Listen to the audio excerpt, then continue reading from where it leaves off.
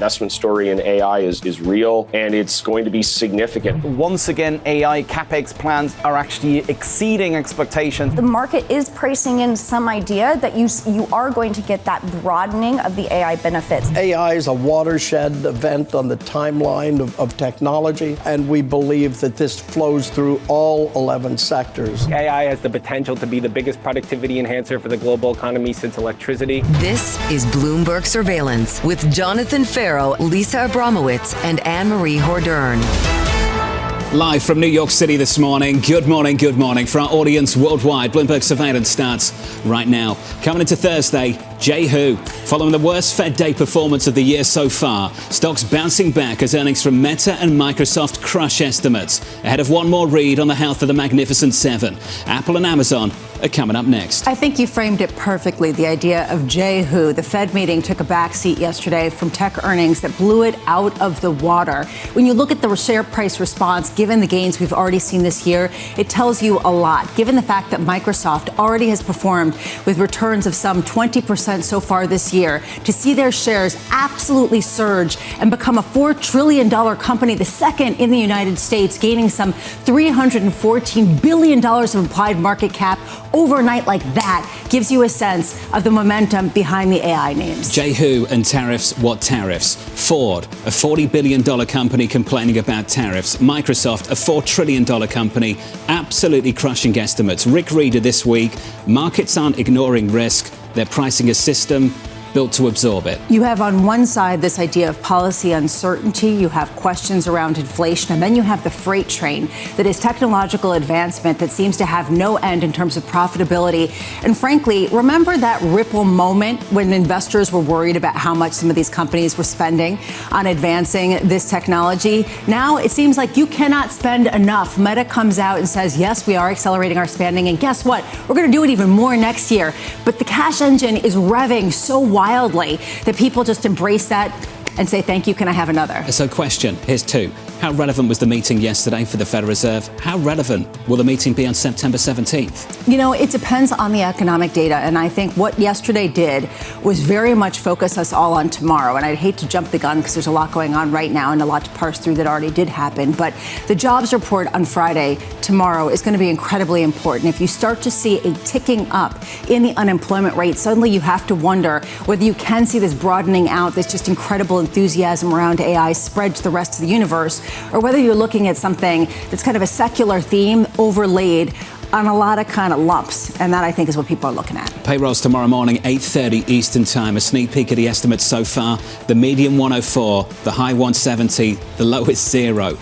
The range is incredibly wide. That's the story for tomorrow morning. For this morning, this hour, we'll catch up with Chris Verrone of Strategas as big tech drives stocks higher. Stefan Slowinski of BNP Paribas looking ahead to earnings from Apple and Amazon, and David Seif of Nomura as Fed Chair Jay Powell stays in wait and see mode. We begin this hour with stocks bouncing back after a strong start to earnings season from big tech. Both Meta and Microsoft rallying hard in the pre-market. To discuss, joining us now, Chris Verrone of Strategas, a Baird company. Chris, good morning. Great to be here, John. How difficult is it to short this market when Microsoft and Meta put up numbers like that? Well, you can't short uptrends, and I think yesterday certainly reveals that to us. I think it's a broader reminder that in uptrends, expect surprises to be on the upside, not on the downside. And I think the results certainly reflect that here as well.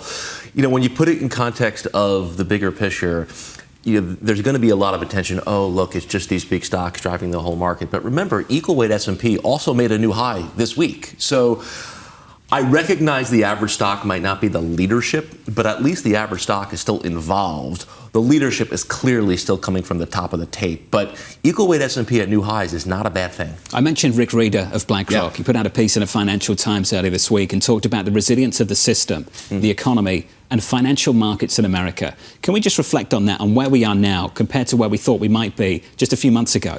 Yeah, I thought that was so well said from Rick. And when you look at the message of the market here, I think it continues to emphasize the economy's fine. You know, cyclicals versus defensives are making new cycle highs. We've been of the view for some time that there's a lot of shades of 96 right here, and you see it certainly in the results from tech, but you see it from the continued leadership from the banks. You go back to 96, it was one of the only times in history where the Fed cut with banks at all-time highs, and the next year was quite good. So I think the characteristics of this advance remind us a lot of that mid to late 1990s. So I go back to Jay Who. Is this a market that doesn't need Jay Who to cut rates? Because ultimately you're already seeing that dynamism. Listen, I think the 2-year yield is 3.90, and I think the Fed funds rate is above that. I think the market's ultimately telling you where he's going to go. My suspicion is it's September. Whether it is not, whether it's later in the year, I still think ultimately that's where they're going. And the rate-sensitive cyclicals, I do think, have started to sniff this out over the last couple of weeks. You've seen improvement in housing and home building. Consumer goods starting to outperform consumer services. So there's little hints that the rate-sensitive corners of the market that have, frankly, been on the wrong side of the tape here are starting to sniff out Powell, ultimately getting to where the market wants him to get. There's a larger point here, not just parsing Fed speak, which we're not going to do it too much this morning, I hope, because ultimately there are more interesting stories. The idea is there are these pressures, these uncertainties that still are out there, whether it's what's going on with inflation, whether it's what's going on with growth, whether it's what's going on with tariffs and the potential what's coming down the pike and how they'll be really distributed across the economy. So are we saying that the AI story overwhelms it, is a separate story, is masking that, or is feeding into the rest of the universe is to sustain a broader kind of bleed up? Well, let's pick up on a word that you just used, inflation. And for the life of me, I cannot figure out why they're weighing these risks equally. When Powell spoke yesterday he was talking about washing machines, and as Whirlpool actually bottoms and turns up. The irony of this to me, when energy stocks are making relative lows, when material stocks are as weak as they are, copper was down 20%. So we think about this picture, and I can't make the case that inflation is much of a meaningful risk here. 5-year forwards have been in the same range they've been in all year. The 10-year yield has been as benign as anything out there. 2-year yields pointing low. So I don't see inflation being the big threat here. I'm pleased you've brought this up. I think it's important. If you think about the sources of inflation, goods, services, the labour market, energy, why are they seemingly only focused on one piece of the puzzle? I think it's a little find the data that supports the case. You go back to September when they cut. It's almost a year ago now. Stocks were at all-time highs. Spreads were on the tights. Gold was making new highs. Pretty similar environment to the one that we're in right now. Now, the irony is the word they should be using today is transitory, but they're prohibited from using that word for the rest of time. It is probably the correct language to describe the environment that we've been in here. A tariff or a price change like that is a transitory event. And I think the reluctance to almost repeat the error that they made in 21-22 is prohibiting them from making the correct call right now. There's some scarring there, without a doubt, and that's one side of the mandate. On the labour market, what was confusing for many yesterday is how anchored the Fed chair's view is. Just around one data point, the unemployment rate. And a lot of people might make the argument this morning that that's a misleading data point as well in the labour market, that there are cracks there. So I was surprised yesterday to hear the Fed chair talk about how he doesn't really see a weakening in the labour market, where we can all sit here this morning and pick out various data points that say otherwise. Yeah, he really seemed to hone in on the idea that there is an equalization between supply and demand in the labour market, that because you've had the number of immigrants or migrants in this country go down, that has equalized the number of people out there. You start looking at all of this, and it goes to Chris's point. How does he dismiss potential weakness, talk about the potential inflationary threat, while there still is that kind of dissonance on the Fed and a real recognition that there are cracks out there? As the chairman was speaking just yesterday, we were all watching bond yields start to climb and the dollar climb with it. Can we talk about the dollar trade? Back in April, saw bonds break down, yields up, and the dollar go in the wrong direction. Feels like we've re-established the kind of relationship we're used to. What's behind that? So we wrote yesterday, a benign bond market and dollar rallying doesn't sound like the capital flight we were all promised, right? So I think when you look at the dollar here, there's a couple things going on. Number one, sentiment is about as one-sided as I've seen in years and years and years. There are dollar bears and dollar shorts everywhere you look. And I think a lot of people have missed that probably growth differentials are starting to suggest stronger dollar here, not weaker dollar. DXY closed above the 50-day for the first time on Tuesday all year. Euro USD started to break down here. When you look at our own proprietary measures of sentiment, you have dollar bears just abundant here. So I think you're set up for a pretty big contra rally in DXY here. Maybe 102, 103 is certainly in the cards. Is that a headwind to U.S. multinationals and a tailwind to U.S. bond markets? Yeah, it's a good question, and we kind of addressed this yesterday. It seems like this market, everything in front of you has been the right call.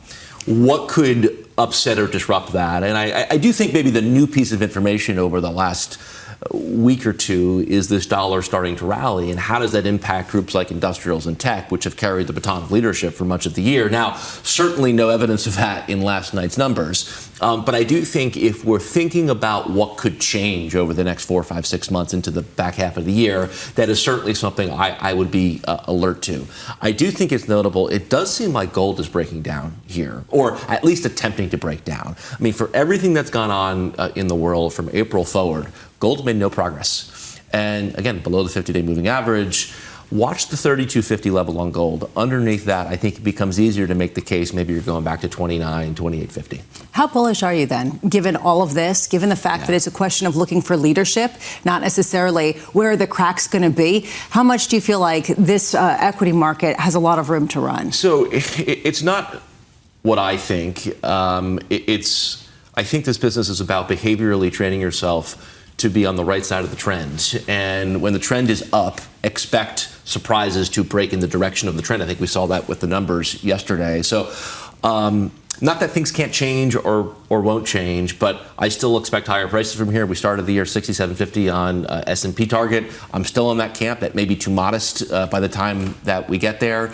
But I think we're in a bull market. I think there's shades of, kind of late 90s. I like the fact equal weight S&P is getting involved with tech. I think the big question is, does the reemergence of dollar here upset some of the leadership characteristics? Chris, it's good to see you, as always. Thanks for dropping by. Chris Verrone there at Strategas. Equities charging on, higher by about 1% so far this morning on the S&P 500. With an update on stories elsewhere, with your Bloomberg brief, let's cross over to Yahara Anand. Hey, Yahara. Good morning, John. If you haven't heard, despite pressure from President Trump, the Fed kept interest rates unchanged. Fed Chair Jay Powell said growth moderated in early 2025 and repeated that uncertainty about the economic outlook remains elevated. 2 governors dissented, the first time that's happened in over 30 years. Governors Michelle Bowman and Christopher Waller favored a 1/4-point rate cut.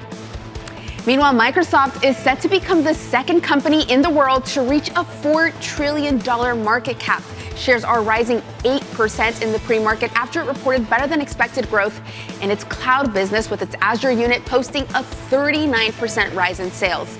Microsoft said it will spend more than $30 billion in the current quarter to build out its data centers for AI. And moving on to another big spender, shares of Meta are rallying 11% in the pre-market. The social media giant reported second quarter earnings that beat Wall Street estimates and forecast better than expected results for the current quarter. The Facebook owner said it's taking advantage of its lucrative ad business and stepping up spending next year. That's your Bloomberg brief. John? What a move in the pre-market. Yahara, thank you. More from Yahara later on this hour. Up next, approaching President Trump's deal-making deadline.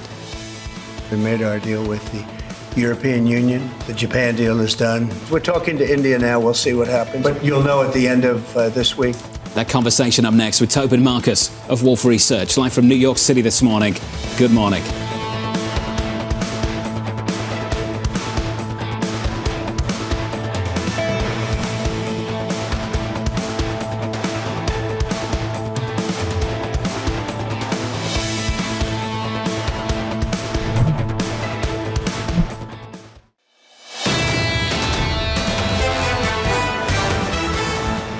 Check out these moves in the pre-market from big tech. Meta, Microsoft, big rally. The South Side likes what they heard yesterday. Wedbush, a slam dunk quarter for Microsoft. On Meta, Truist, a license to spend, and spend they will over the next 12 months. Yeah, an estimated $100 to $120 billion for full year 2025 potential expenditures. And right now, people are seeing it pay off. Just to give you a scope of the move that we're seeing pre-market, just a little bit more than 8% gain in pre-market trading means a market capitalization gain of $314 billion should it hold through the remainder of this trading session. It's a huge move. Equity futures Charge on, up by 1% on the S&P 500, up by even more on the Nasdaq 100. The Nasdaq 100 higher by 1.3%. Thank you, big tech. If you don't have it, the small caps negative 1/3% this morning. That tells the story. It tells the story of the US equity market. Under surveillance this morning, approaching President Trump's deal-making deadline. We made our deal with the European Union. The Japan deal is done. Many of the other deals are done. Indonesia was a very big deal, but we'll see what happens. We're talking to India now. We'll see what happens. And it doesn't matter too much whether we have a deal or whether we charge them a certain tariff. But you'll know at the end of this week. It's the latest this morning. President Trump declaring more deals and demands ahead of his deadline tomorrow. The president announcing 15% tariffs on South Korean imports, matching the rate for Japan. Bloomberg's Tyler Kendall joins us now for more. Tyler, 1 day to go. John, 1 day to go, and we have gotten some surprise announcements leading up to it, but there's still a whole lot of big questions when it comes to South Korea, of course, clinching that 15% rate, considered to be preferential. It does extend to autos, something that's been a really critical sticking point in these negotiations. But we still have questions about some of the investment commitments that the White House says South Korea has committed to when it comes to a $350 billion U.S. investment fund, mirroring what we saw with its regional rival, Japan. But still, we're not quite sure exactly how that's going to be structured when it comes to investment versus loans, for example. But there's still a lot of other trading partners that we're waiting for. I'd say that I'm watching closely whether or not Cambodia and Thailand get some new rates today. The U.S. Commerce Secretary Howard Lutnick last night said that they have reached an agreement with those two countries. We're likely going to see their 36% threatened tariff rate lowered, and probably some talk about this idea of transshipment when it comes to countering China. Just to stick with China for a quick second here, President Trump there talking about India. We did see a surprise 25% levy threatened against them yesterday, also with the additional threat of additional penalties when it comes to how India imports Russian energy supplies. This was considered to be a pretty big reversal, John, considering that we know that the U.S. has been courting India as a strategic ally when it does come to countering China. Tyler Kendall with the latest. More from Tyler later on this morning. Tyler, thank you. Tobin Marcus of Wolfe Research joins us now for more. Tobin, welcome to the programme, sir. Are the pieces of the puzzle falling into place?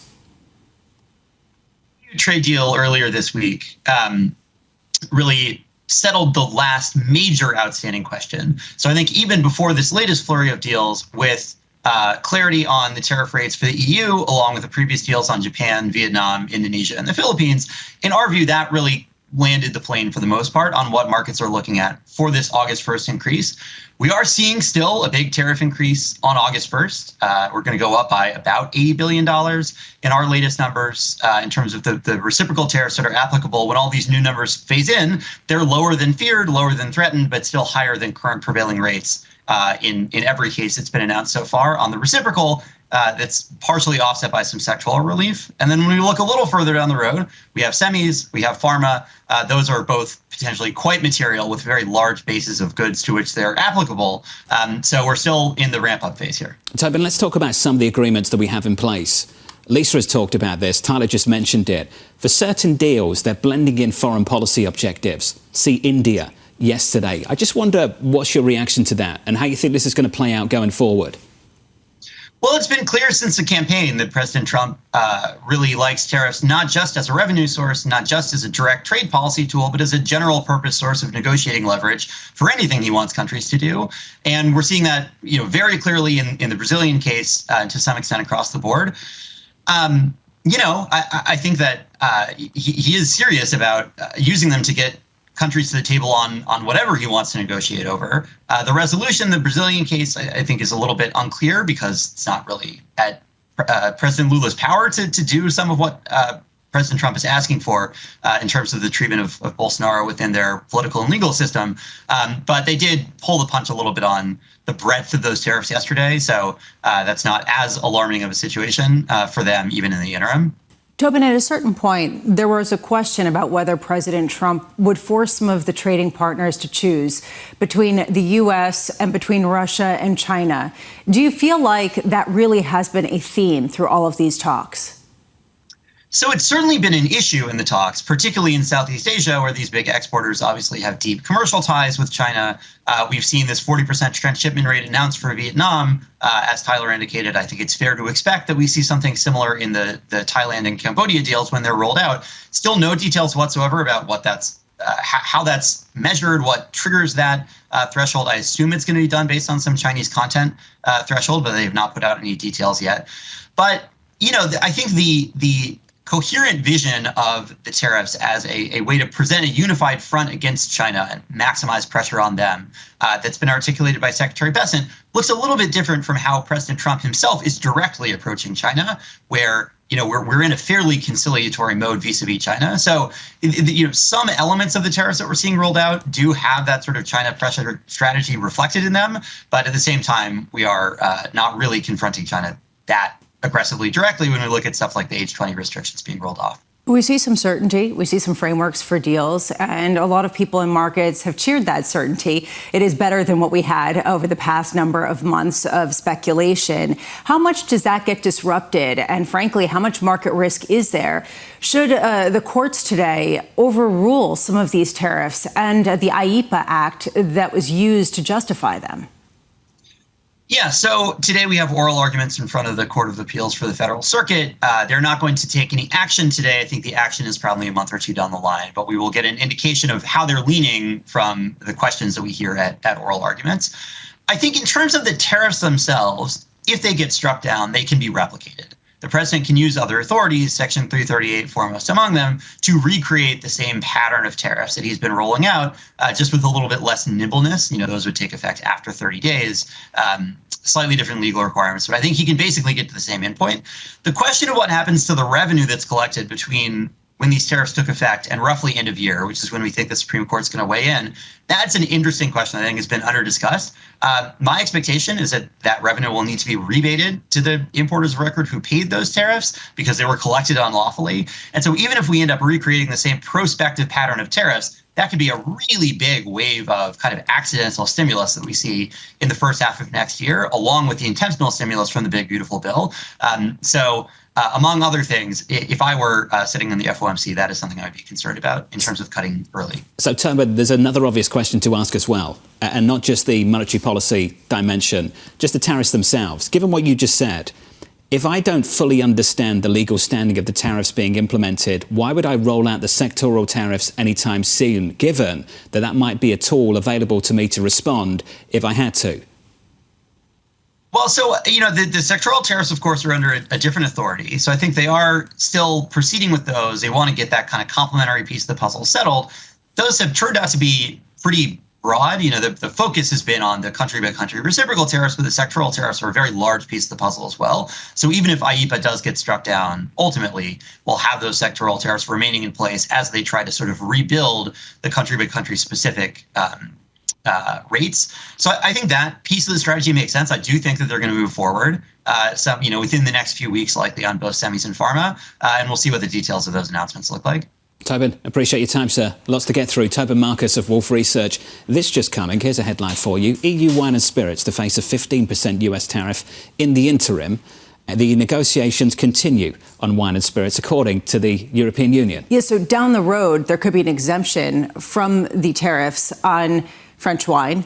All I'm thinking is there going to be a rush to the Napa Valley to try to stock up in the meantime because they are going to have relatively cheaper prices, at least in the United States, just theoretically for an individual who might enjoy wine? For you, for instance? Well, maybe. I mean, yes, Perhaps, I'd be a representative individual. Yes, the French would be very unhappy if they didn't get their exemption. What this highlights is how much still has yet to be discussed. And we heard this from the EU Trade Commissioner saying there still is quite a bit of discussion around items that could be put in the 0% tariff bucket when it comes to transnational trade. So, look, there's still a lot of questions to be determined.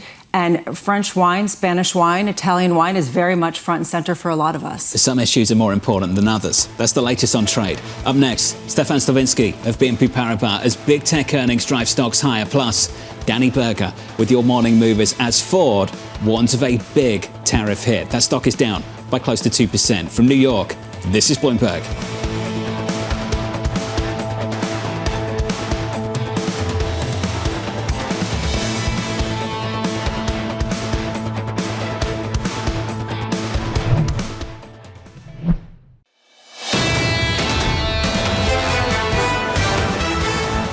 Closing out July. What happened to July? 3 months of gains, that's what we're looking at on the S&P 500. Equity futures add some weight to the rally, up by 1% this morning on the S&P. On the Nasdaq 100 higher by 1.3. With 3 hours until the opening bell. With your morning movers is Danny Berger. Hey, Danny. Hey, John, and here's why. It was huge numbers being put up from the hyperscalers, be it the results themselves, the amount that they project that they're going to be spending with capital expenditures with tens of billions of dollars every quarter. So the results, strong ad results from Meta, strong Azure results from Microsoft that allow them to have that spend. Just to put these numbers in context together, they're set to add $530 million in market cap.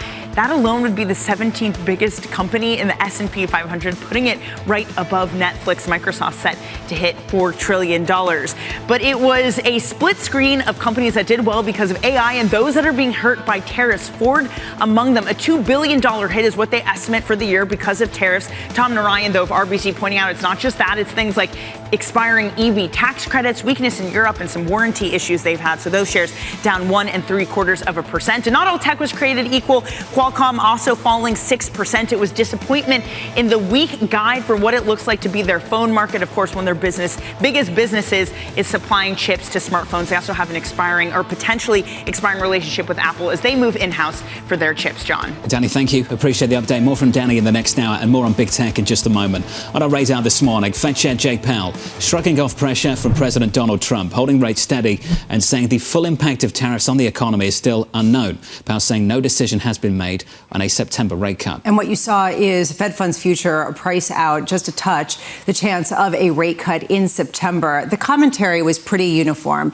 Essentially, yes, you got 2 dissents from Fed governors for the first time going back to 1993. But Steve Englander of Standard Chartered for Fed Chair Powell, wherever there was wiggle room, he wiggled hawkish. Stuart Kaiser at Citi, stocks pulled back during the press conference more on vague answers and a high bar from positioning. And then Blake Gwynn, we think Powell had a clear hawkish lean. So definitely that was the main takeaway. My favourite take, Mike Verrone, JPMorgan, more about auditioning for the Fed chair appointment than about the economic conditions. I think he called the dissents 2 job applications at yesterday's meeting. And we heard Fed Chair Jay Powell say, you can listen to them explain it, and I'm sure they'll have a thing to explain it. I think that was what he sort of said, just referencing with their commentary that he's expecting. I think it's slightly unfair to look at those dissents and just say they're job applications when someone has come forward and put forward a pretty credible argument to reduce interest rates. You said someone. There were 2 dissents, John.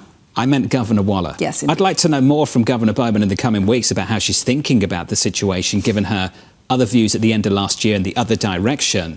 But Governor Waller has been pretty clear, I think, pretty clear about why he thinks we should be reducing interest rates. And a lot of people would agree with him. I mean, even Rick Reeder, you mentioned him of BlackRock earlier, even though he's relatively bullish and sees this as a stock-proof economy, he said right now it does seem like a good time to cut rates because there is this weakening and you're seeing it in a host of different measures. So a lot of people agree with that view. It's not that much of an outlier view to call it purely political. That's the latest on monetary policy. More on the Fed a little bit later. Here's the latest on trade. The president unveiling fresh trade deals ahead of tomorrow's deadline, announcing 15% tariffs on imports from South Korea, 25% on India. The president also announcing sweeping exemptions to his 50% levy on copper, triggering a major move in yesterday's session. So we could delve into all of the trade agreements, but we really should take a note. Let's just take a moment for copper. The idea of people who, piled into the copper trade with this expectation of 50% tariffs and the copper prices in the U.S., not necessarily in London, totally wiped out. I mean, this to me was something Julian Emanuel said. Liquid markets don't trade like this. To see a 19% plunge in copper prices. Why?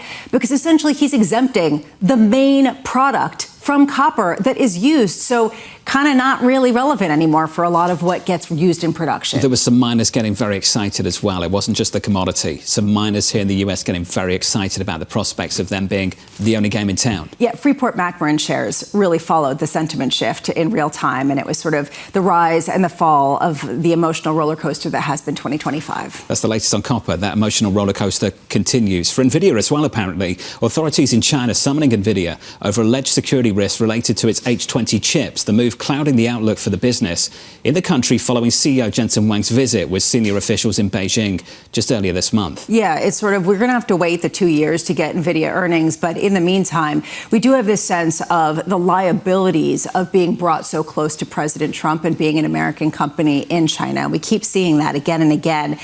Can the rock star of AI remain immune to that in China at a time when the chips are necessary? But there are a lot of questions there about their national security as well as in the United States. Stock is up this morning. It's not trading on that. It's trading on this. Meta and Microsoft pushing stocks higher after posting beats on earnings and boosting AI spend. Investors now turning their attention to both Apple and Amazon after the close. Stefan Slowinski of BNP Paribas Exane rising his price target on Amazon to 264. We believe investors will increasingly view Amazon as the Gen AI leader. Stefan joins us now for more. Stefan, welcome to the program, sir. I actually wanted to start with the likes of Microsoft because there was something you said coming into earnings season. You said we were looking for investors to go from relieved to excited. Credit to you. Is this the excitement phase?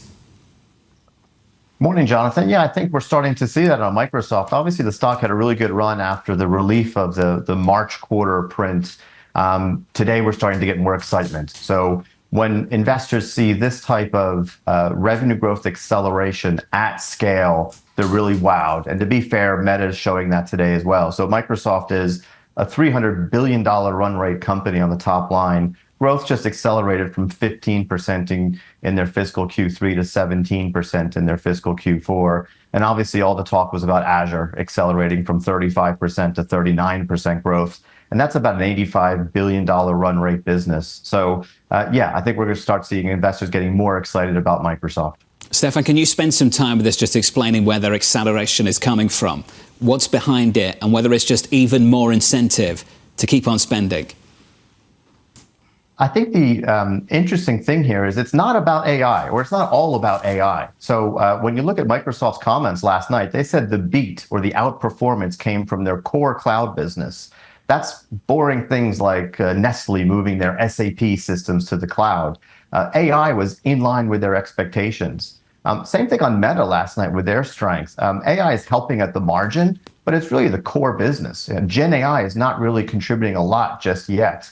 So the core businesses, the core platforms are doing very well for Microsoft, Meta, for these hyperscalers. And the exciting thing is Gen AI is really just ramping, so that's still to come. To your question, yes, that's what's driving this investment.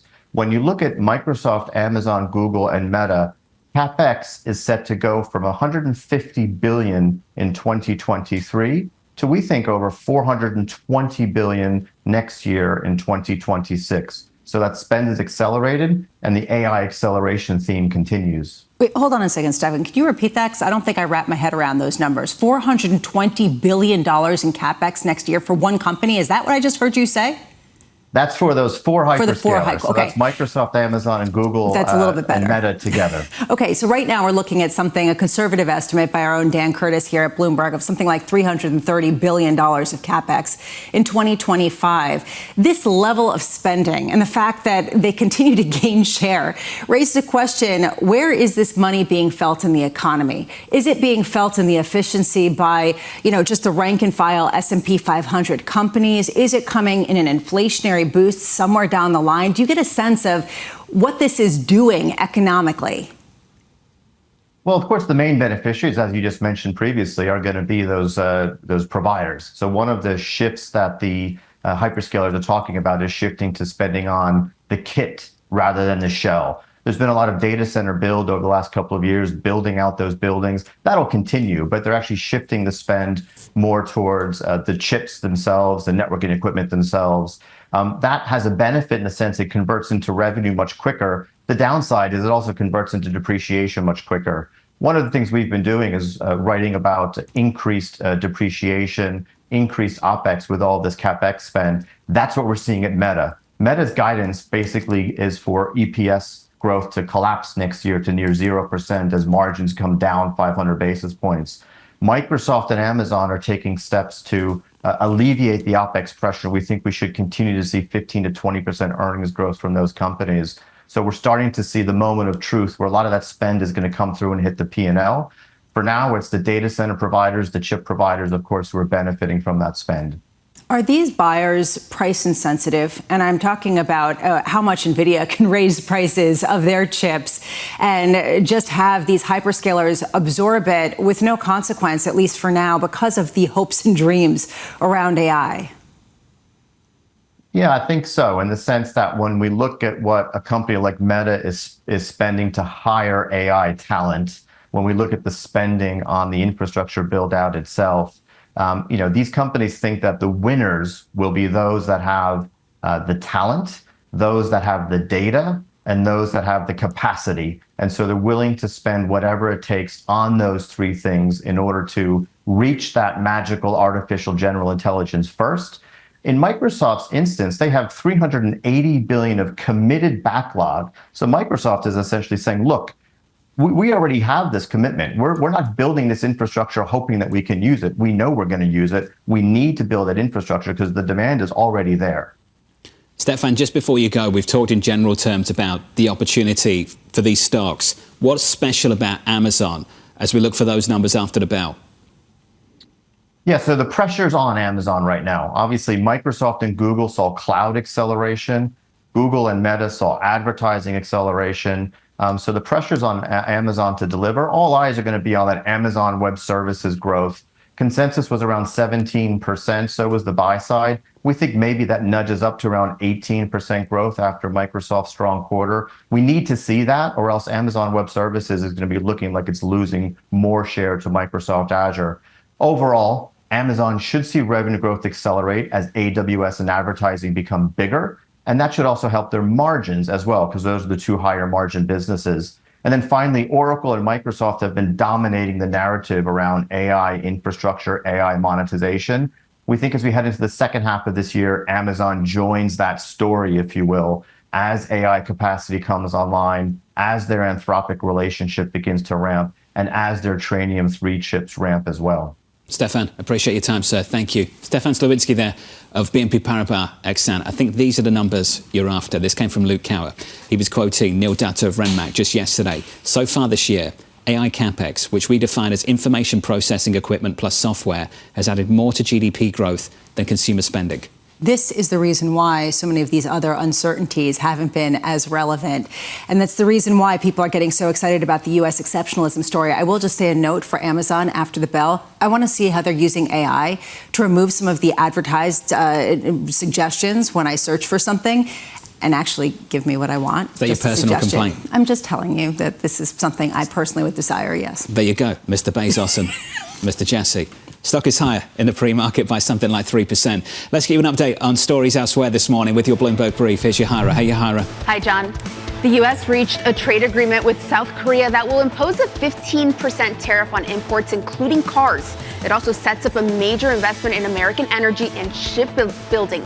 Commerce Secretary Howard Lutnick said the deal includes a $350 billion South Korean fund for U.S. investments, with 90% of the profits, he says, going back to the U.S.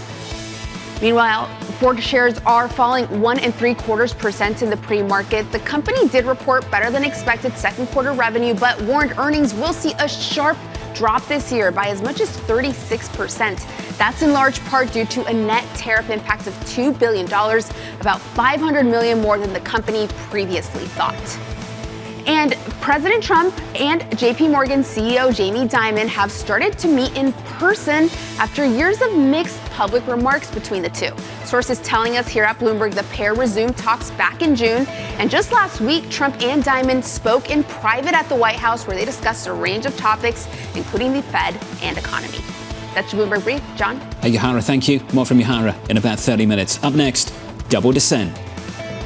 We had two dissenters who I think, you want that clear thinking and expression of your thinking, and we certainly had that today. We certainly got that. We'll talk about it next with David Seif of Nomura from New York City. You're watching Bloomberg TV.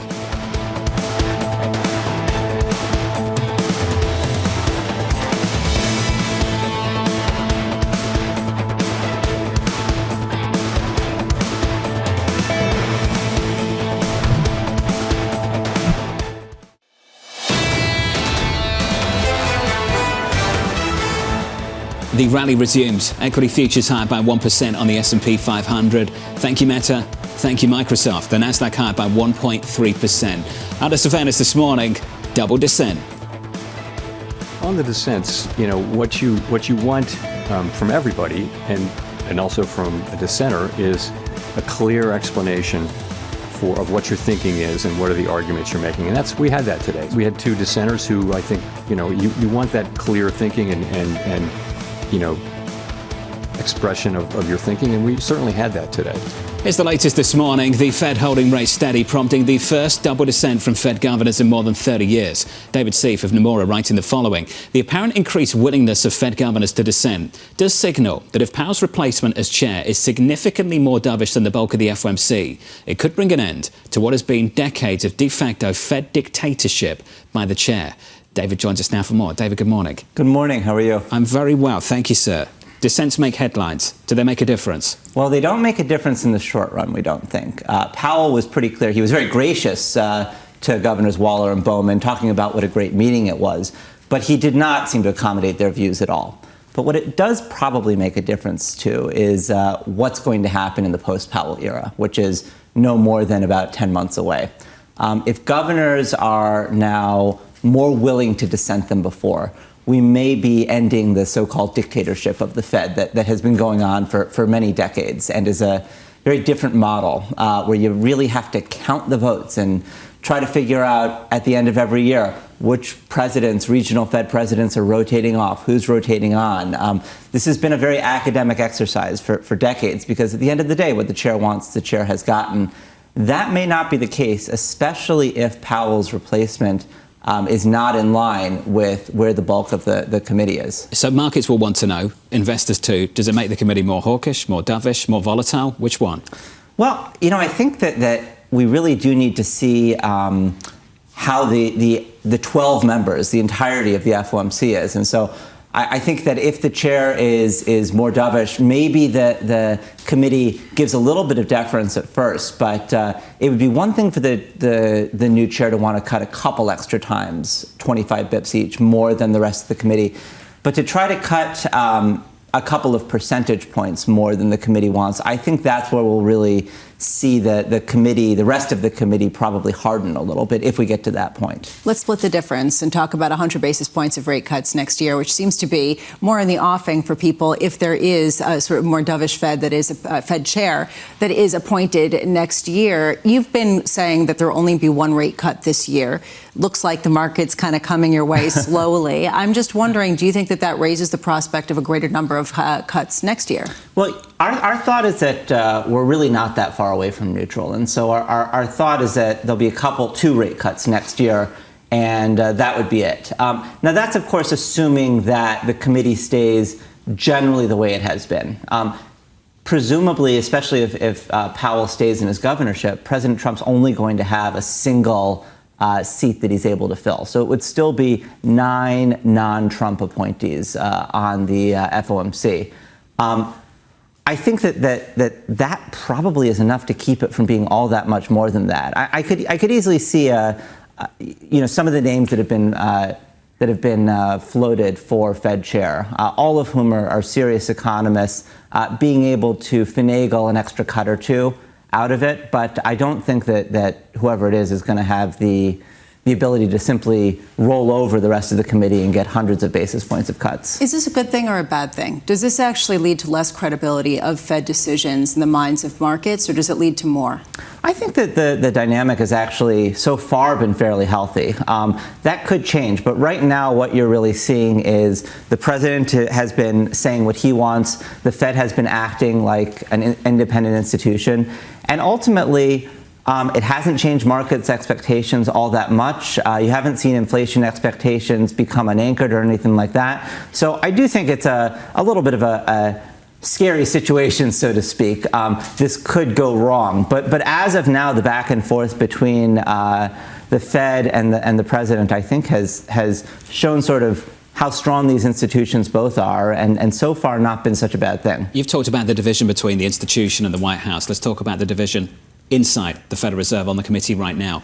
seems to be over the labour market and not so much on inflation. I think we've talked a lot about the inflation story, but on the labour market, yes. Governor Waller is saying that we're on the edge. Chairman Powell spent basically the whole news conference saying that the labour market was okay, and he anchors that view around one data point, the unemployment rate. Do you think we're anchoring the view, or rather is Chairman Powell anchoring his view on the labour market around a misleading data point? I actually think that this is the right way to do it. I think that what we have seen and what we are continuing to see is that because immigration has come down so much, the number of jobs that need to be created each month, so the so-called break-even NFP, is a lot lower in order to keep the unemployment rate steady. So we would estimate that over the last year and a half or so, that number has gone down by probably 50,000 jobs per month. And actually, some others have estimated that it's gone down by even more than that. And so what is full employment? Full employment conceptually is not how many jobs are being created each month. It's does everybody or almost everybody who wants a job have a job? And that is really measured well by the unemployment rate. There are problems each month. It's not the best series on a month-to-month basis, but over a series of months, over a longer period of time, that is really what you want to focus on, even if non-farm payrolls growth has slowed down. So I think that John really set up today well when he said Jehu, because after hours we heard from the Fed chairs Satya Nadella and Mark Zuckerberg talking about the transformation they're engaging with in this economy and how much it is going to transform potentially the way we work and the labor market as we know it, as well as inflation. I mean, how much power does the Fed have at a time of technological advancement that we're seeing from some of the hyperscalers at a pace that we really haven't seen in decades, if not centuries? Yeah, I mean, it's really interesting because when you have an exogenous thing such as the AI explosion that we're having in terms of investment. I mean, who knows what it's going to lead to at some point in the future. But right now, it's leading to a lot of economic activity in the form of investment. And that, what we're seeing, that can really just dwarf all the other things that are going on. So tariffs provide perhaps a negative hit to the economy. That could be a speed bump in the context of something much bigger going on that's beyond the control of anybody at the Fed or in the government or anything like that. And I think that is really what we may be seeing right now. It still remains to be seen how much investment there's going to be. But what is going on has nothing to do with policy or tariffs or anything like that. We just have about a minute, but is the $330 billion that the big hyperscalers are expected to spend this year inflationary? All else equal, it certainly is inflationary. But the question is, if it's filling a hole that would have been slowing economic growth, then perhaps really what it is preventing disinflation or deflation from occurring. So it's going to presumably raise the inflation rate higher than it otherwise would have been, but that number may have been falling, especially once the hit from tariff-induced inflation has passed. David, appreciate your time. My pleasure. Thanks for breaking it down. Thank you, sir. David Seif there of Nomura on the Federal Reserve decision. Apparently dissents do matter. Well, it matters in terms of maybe not necessarily this year, but next year. If it is a trial for who's going to be the next Fed chair, then the market has to take that seriously. And so far, the market might be pricing out some rate cuts this year, but pricing in a couple more next year. And that might ultimately be more important because it's where the Fed rate ends up, not necessarily how quickly it goes in the next couple of months. See you next time on September 17th. I just wonder if 2 months is enough to resolve the issues on that committee right now. I have my doubts. I think that right now it feels like an ideological difference, and it's hard to know how that's going to get squared. Up next on the program, we'll catch up with Meera Pandit of JPMorgan Asset Management, Jason Furman of the Harvard Kennedy School, Daniel Roeska of Bernstein, and someone who knows something about dissenting, the former Kansas City Fed President, Esther George.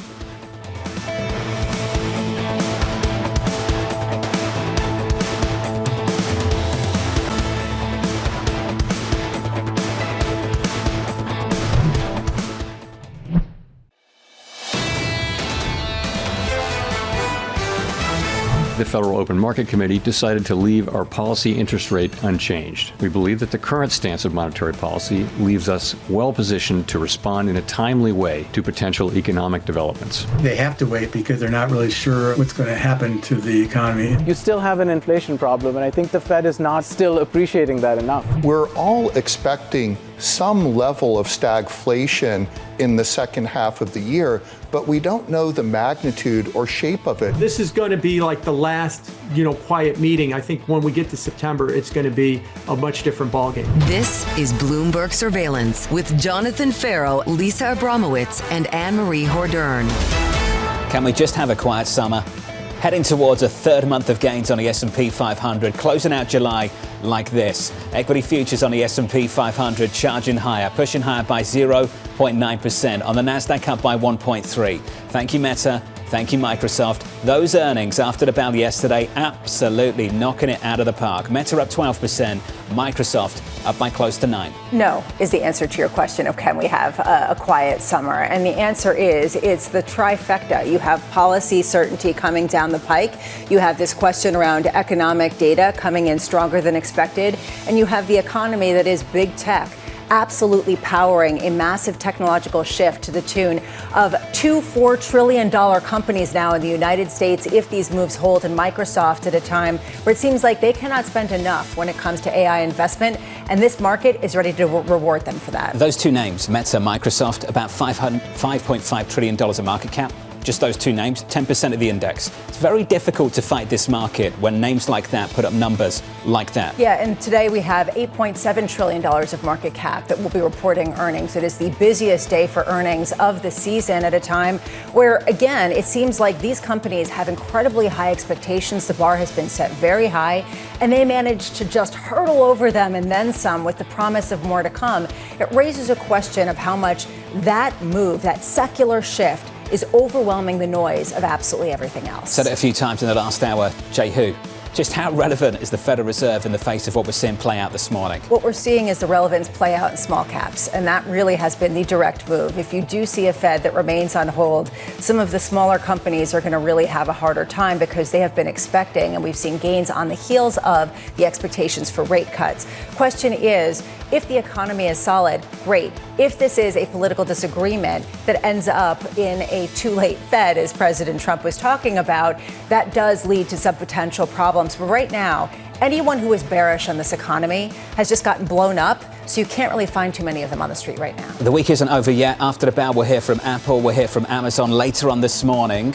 At about 8:30 Eastern time, you'll get jobless claims tomorrow morning, 8:30 Eastern time. The jobs report just around the corner. For now, though, futures positive by 0.9%. Coming up this hour, Meera Pandit at JPMorgan Asset Management, where stocks are raising Wednesday's losses. The former White House economic advisor Jason Furman as countries race to strike a trade deal, and the former Kansas City Fed President Esther George after the Fed's biggest descent in more than 30 years. We begin this hour with stocks rising after upbeat earnings from both Meta and from Microsoft. Meera Pandit of JPMorgan writing the following: short-term volatility is likely, but a durable correction seems less so. Meera joins us now for more. Meera, good morning. Good morning. Asked the question in the previous hour. How can you fight this with numbers like that?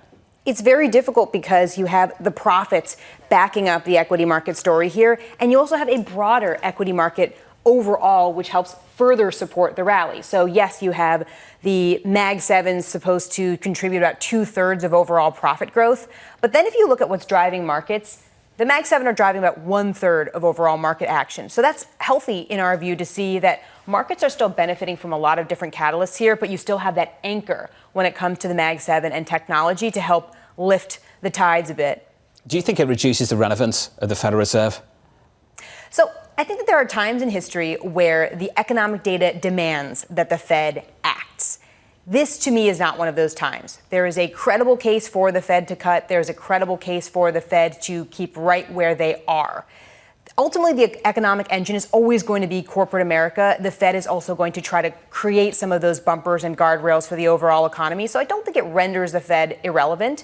But I certainly do think that right now, despite the very impassioned two camps of the Federal Reserve, there is a credible case to do either at this point. So I don't know that the Fed can actually go wrong in the near term. Given that sort of backdrop, it's amazing how rate insensitive this broader market has become. How much does it even matter when the Fed cuts to risk asset valuations and, frankly, even to economic activity, given the fact that it seems to be holding up just fine? whether the Fed cuts or not, we're probably still going to have a pretty durable market. I mean, think about the last 2 years where we've had rates even higher before the Fed did start to cut, and markets still produced 20+% returns.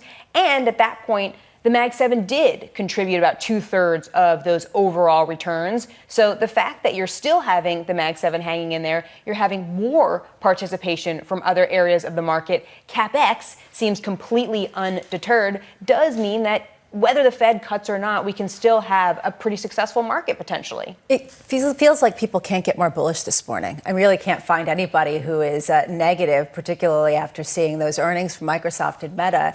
And we see the dollar reflecting that. If it continues to gain, if it continues to strengthen, it will be the biggest weekly strengthening going back to 2022 in the dollar. At what point are we going to see the first half of this year reverse, where all of those flows out of the U.S. and U.S. assets start to come back in force, given some of the developments that we've seen? What we have seen already this year is, despite a lot of the overtures of sell America and the end of U.S. exceptionalism, you didn't actually really see foreign investors selling treasuries. You didn't really see foreign investors selling the equity market. Foreign investors still own about 1/4 of the treasury market and about 20% of the overall equity market. And by the way, neither are U.S. investors. You've seen retail doubling down for months. You're starting to see more of that activity coming from hedge funds and some of the more institutional buyers. So you certainly really haven't actually seen in the markets the sell America narrative, despite the fact that it's been so pervasive at a headline level. Came up almost every single month in Bank of America's fund manager survey. The most crowded trade, the most consensus view was to short the US dollar. Euro dollar pushing towards 120, and here we are, back at 114. Welcome to the summer pain trade. Because of that positioning, maybe it gave real legs to the move that we're seeing really in stunning magnitude, given that we could be poised for the biggest dollar strengthening in a week, going back to 2022. And a lot of it has to do with big tech, and a lot of it has to do with the fact that the Fed might not have to cut rates as quickly. Meera, can I ask you, what is the most compelling reason to look abroad right now, given the fact that Europe doesn't have a Meta, doesn't have a Microsoft, doesn't have an Amazon, doesn't have an Apple? You're looking for diversification of catalysts. So if I think about Europe, for example, it's more about the fiscal story. While the Fed is on hold here in the U.S. potentially, or maybe cutting modestly, you have Europe all the way down to 2%, maybe still about to cut. And they're a much more interest rate sensitive economy when you look at some of the lending practices out there as well. So you have a different form of catalyst. Let's not try to look for tech in other places necessarily where it is not already dominant, but let's look for some of those other types of diversifiers and catalysts. Because if something does fall down, if something doesn't work out, you still have something that is not linked to the AI tech U.S. story to provide some other sources of return within your portfolio. How concerned are you that we've seen some pretty violent moves? You start to talk about diversifying catalysts. Well, it seems like the market's pretty calm, but then you see the move like what we saw in copper, 19% plunge just in hours on the heels of an announcement from the president. We've seen some really big, historically big responses, even in stocks after earnings, even when they haven't been massive pronouncements from the companies. What do you make of that in a market that's supposed to be very liquid? Areas that are going to be volatile are going to stay volatile. Things like commodities, we always tend to see pretty volatile. So those are some of the areas that will react to trade news in a big way. But when we think about the stock market itself and what we've seen from different sectors within the U.S. market and areas of opportunity, is there are multiple stripes of catalysts. So you have the AI stripe, you have the other stripe, you have the policy stripe. I think of an area like financials or industrials or utilities. They all have probably 2 out of the 3. Financials, you have the other, which is the yield curve steepening. You have policy, which is deregulation and some of that insensitivity to tariffs given some insulation. You look at utilities linked to AI, but you also see, not only the power generation piece of that, but again, some of that insulation from tariffs, very domestically oriented. You take industrials, it's actually got all 3. You have the automation when it comes to AI. You have the policy, perhaps some reindustrialization on the margins. And then you have the other, things like HVAC, aerospace, transport, all doing well this year. So when I think about the market, I think about the froth that is in certain areas. I do think about where are the genuine catalysts that are diversified across the board in different areas of the U.S. market. That's where I feel a little bit more conviction. Can we finish on what you don't like? What don't you like right now? Some of the areas that are more defensive, areas like real estate, staples, consumer discretionary is not necessarily defensive, but when we think about staples, discretionary, the consumer overall, you are hearing some good stories out of earnings season in terms of some of that resilience. But what I do worry about a little bit is the margin story there when we think about not only some of that overseas revenue, but also the tariff impacts to demand overall. So those are some of the areas I would still be a little bit more cautious on. Areas like healthcare still have a huge overhang from the administration, from some of the cuts from the One Big Beautiful Bill when we think about things like Medicaid and where that funding comes from. Pharma tariffs could still be on the docket. So those are some of those areas where I would say they have the reverse of some of those catalysts. Maybe they're not linked to AI. They have some negative policy catalysts, and the other maybe doesn't look pretty compelling. Meera, this was compelling. Appreciate your time. Thank you. Meera Pandit there of JPMorgan Asset Management. Stocks higher by 0.9%. Meera alluded to Europe and the financials. Euro stocks 50 banks up this year by more than 50% so far in 25. Yeah, on the promise of some of that stimulus that you could potentially see, as well as even deregulation. I know that sounds crazy. We are talking about the Euro region. I loved what she was talking about, stripes of catalysts. And I was thinking that if she wanted to illustrate this, it could be a zebra with lots of stripes, the multicolored stripes. That's where I'm at this morning. You're tired, aren't you? Yes. You probably need some sleep. Possibly. OK. Let's get you an update on stories elsewhere this morning with your Bloomberg Brief. Here's Yahira. Hey, Yahira. Hi, John. President Trump suggesting he won't make a trade deal with Canada. Trump posting on Truth Social, quote, wow, Canada just announced that it is backing statehood for Palestine. That will make it very hard for us to make a trade deal with them. Canada faces a 35% levy on imported goods if it does not strike a deal by tomorrow's deadline. Meanwhile, Chinese authorities have summoned NVIDIA representatives over alleged security risks related to its H20 chips. The country's internet watchdog cited comments by U.S. lawmakers about the need to install tracking capabilities into advanced chips sold to other countries. The move comes after CEO Jensen Huang visited Beijing earlier this month. And Norwegian Cruise Line shares are popping in the pre-market up 6%. It reaffirmed its guidance after seeing strong demand in recent months. Its revival comes after Norwegian called out softening trends back in April, seeing choppiness in its European bookings. Rivals Royal Caribbean and Carnival also saw a spike in demand this quarter and boosted their full-year guidance. That's your Bloomberg Brief. John? Yahira, thank you. I'll always respect the numbers. I'll just never understand the motive. Norwegian. The motivation to get on a boat and be stuck there for weeks on end. Weeks on end? How long do you think people go cruising? Some people go cruising for weeks. Oh, you think you're going to be one of those people who retires onto a boat? I'm not going to be any of those people. I think that you should. I think you could not see the world. Chance. I think you could see the fjords, but you could also see, beaches and different islands. I think you would really do well. The only way you ever get me on a cruise is if Uncle Mike writes a massive check and sends me on a cruise. You would have to pay me. Okay, hold on a second. I would never, can see you going on a cruise. One day I'm going to catch you on a cruise going around the fjords in Norway, and I'm going to say, that's the exception. Oh, there we go. Those beautiful Viking cruises. Yep, okay, here we go. Okay, that's different. Yeah, well, that doesn't that's count. called a cruise. That's on a river. All right. All right. Okay. Up next, counting down to the president's trade deadline. We made our deal with the European Union. The Japan deal is done. We're talking to India now. We'll see what happens. But you'll know at the end of this week. A conversation up next with Jason Furman, the former economic advisor to President Obama from New York City this morning. Good morning.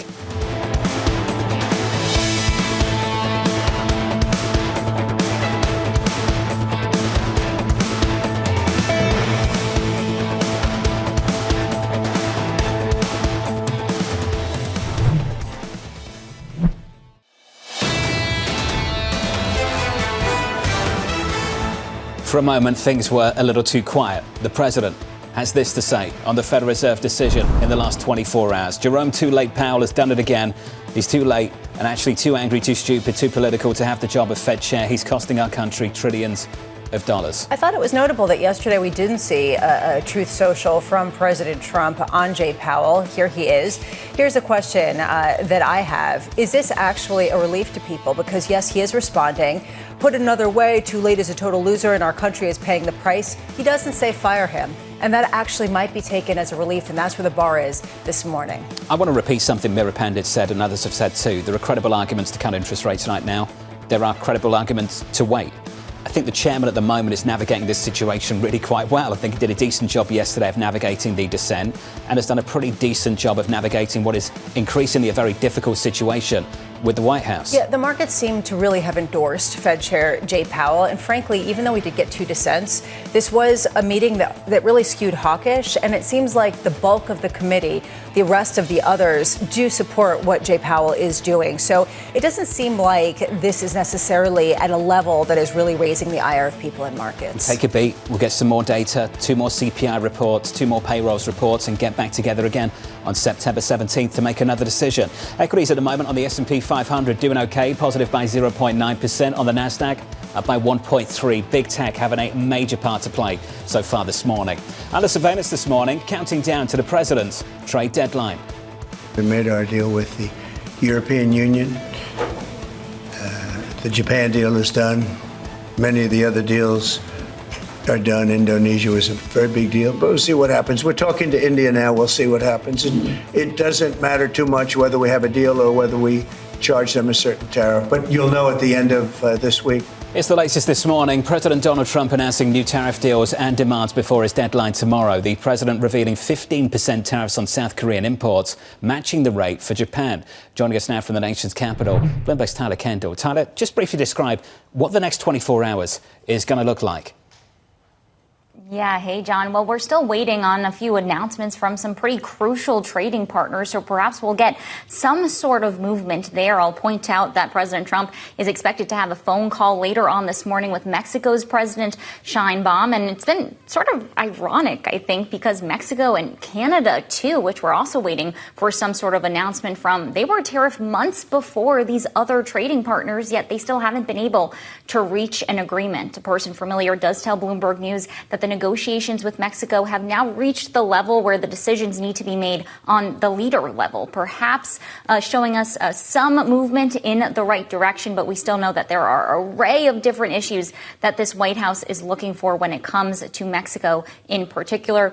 Now, in terms of some other countries that we could see movement on, Thailand and also Cambodia, we're expecting they're likely going to see a lower 36% rate announced at some point in the next 24 hours. The U.S. Commerce Secretary Howard Lutnick said as much. And then just lastly, I'd say even though we're still waiting on announcements, we're also still waiting on details from the announcements that we've already gotten. And we know, for example, that the Treasury Secretary Scott Bessent is still set to meet with South Korea's finance minister later today. So perhaps we'll be able to glean out a few more of those details when it comes to that agreement that was announced, because while we know, John, that there's going to be this 15% lower rate also extended to autos, we still need to see the bigger picture here when it comes to those investment commitments of $350 billion, $100 billion investment for U.S. LNG imports, how exactly all of this is going to work, since it was considered to be essential in ultimately clinching that lower tariff rate. Tyler Kendall with the latest. Tyler, thank you. Bloomberg's very own down in Washington, D.C. To extend the conversation, Jason Furman, the former economic advisor to President Obama, joins us now for more. Jason, welcome back to the program, sir. The data seems to be OK. The earnings from corporate America, better than good. We're a few months into this process, and I just wonder from your point of view, Jason, whether you believe it's premature to sound the all clear. I don't think the data is that terrific. In the first half of this year, the economy grew at a 1.2% annual rate. That is way below where we should be. Core inflation was a 3.0% annual rate. That's way above where we should be. So no, it's not a catastrophe by any stretch of the imagination. But, you know, there's more than a hint of stagflation in the numbers we saw in the first half of this year, looking at it together. It was something, Jason, that Bob Michael was talking about. The key question for a lot of people is how big is the stag and how big is deflation? What are you looking for to determine the answer to that question? Look, one of the confusing signals here is the disconnect between GDP growth, which has been weak. It was even negative in the first quarter, although some of that, I think, was spurious measurement issue, and the job market, which, if you look at the unemployment rate, which Jay Powell rightly emphasized yesterday, has held up quite well. And, you know, you see consumers cutting their spending back, but continuing to get jobs, continuing to get raises. And that, on the stag side of the ledger, is making things even more unclear. Well, on the inflation side of things, right now there's a question about the trickle-out effects of the tariffs, whether we've seen the ramifications yet. A lot of economists have been saying, wait until the third quarter, wait until the fourth quarter, and see exactly how companies really manage through this. Who do you think is a good example, or is there an industry that you think is a good example that might have given us an early look at how this trickles out and what consumer receptivity is to absorbing those price increases? Look, some of the lowest margin businesses like toys, you see that passed on very quickly. At the other end of the spectrum, you have cars, where you have the president telling them not to raise prices.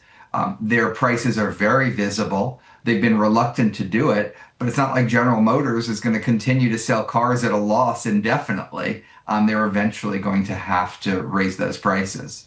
Jason, do you see this being offset by what's developing in services inflation at the moment? How are you reading what's happening in one side versus the other? Services is continuing to come down, but we sort of always thought that was going to happen. That was our path to 2%. That was the part we were counting on.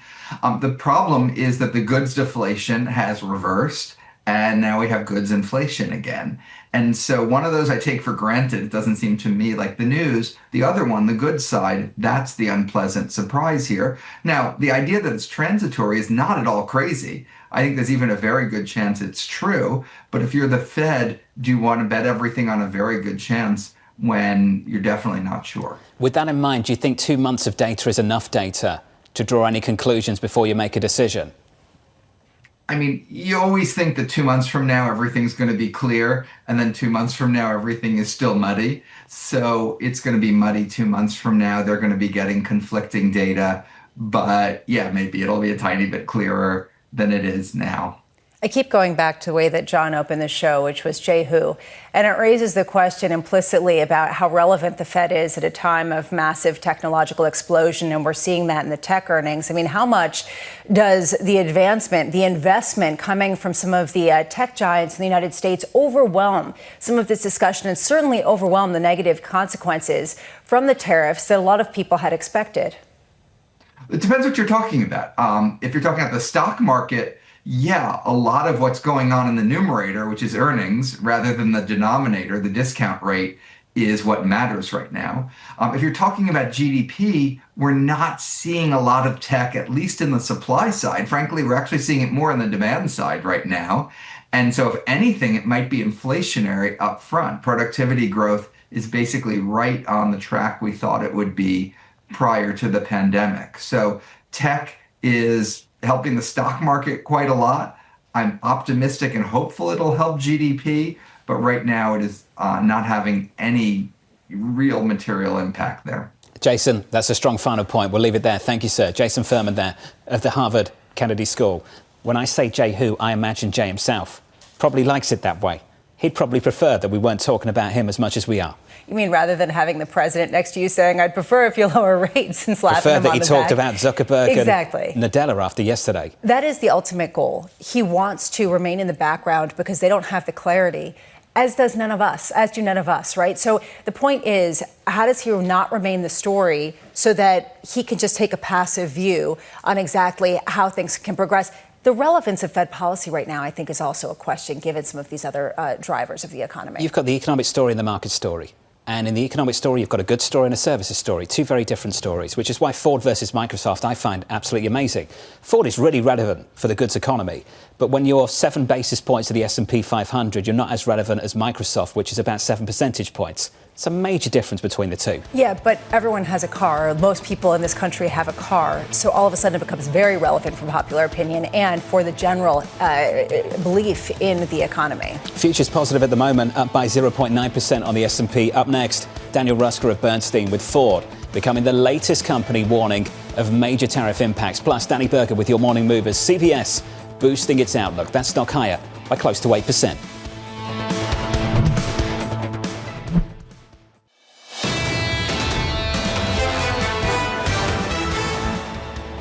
Live from New York City this morning. Good morning. Bramo's impressions this week on the money. Where are these coming from? I just, it's bubbling up. I'm going to try to put them back in. You've had a lot of messages the last few days about... I know. It's a mess. Okay, let's move on. Yeah, not bad. Okay. Futures positive on the session. We're up on the day, up on the week, higher on the month as we close out July. Equity futures up by 0.9% on the S&P. On the Nasdaq up by 1.2%. With your morning movers, it's Danny. Hey, Danny. Hey, John. It's hard to look anywhere else but here this morning, and that's after the results of Meta and Microsoft and the huge rally that we are seeing pre-market. 11.7 for Meta. For Microsoft, it's 8.3. The spending continues. Gone are the days where we dislike tech companies being capital-intensive companies. Instead, commitments of tens of billions of dollars, and Microsoft joining the rarefied air if this gain holds of being worth more than $4 trillion. We also had some other earnings this morning, CVS being among them. It is a raise in guidance for profitability from CVS. That's sending shares higher by an 8 1/3 outperformance of their pharma unit, their health insurance unit. Some of the other industry has seen some issues with higher costs than expected, but it seemed that CVS dealt with that in 2024, has moved beyond that for 2025. Also heard from Comcast this morning. For them, it was a lower loss than expected for their broadband customers. Of course, that's the bulk of their business, so that sent shares higher. Also seeing good results when it comes to their media business. They are splitting some things off in their cable business, but specifically Peacock that they're holding on to, getting closer to reaching profitability, I guess thanks to shows like Yellowstone and Love Island. John. Danny, thank you. I don't watch Love Island. I do watch Love Island.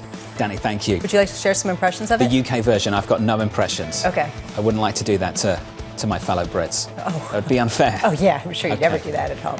On a radar this morning, Meta and Microsoft surging in early trading. Both tech giants pledging to spend lavishly on AI following blowout quarters. Tech results continue after the closing bell with Apple and Amazon. Yeah, it just shows that people were saying the bar is pretty high. Can they cross it? And then they leapt across the actual protocol that people were looking for them to show. A key question is, there are two different stories. Meta has an advertising business. They can raise prices on their advertising because of how well they can target some of those ads. The promise of that is fueling some of their hopes and dreams for something even greater to diversify their business. Microsoft, it just is a cash cow. It is just shocking to see a 39% growth in their Azure business.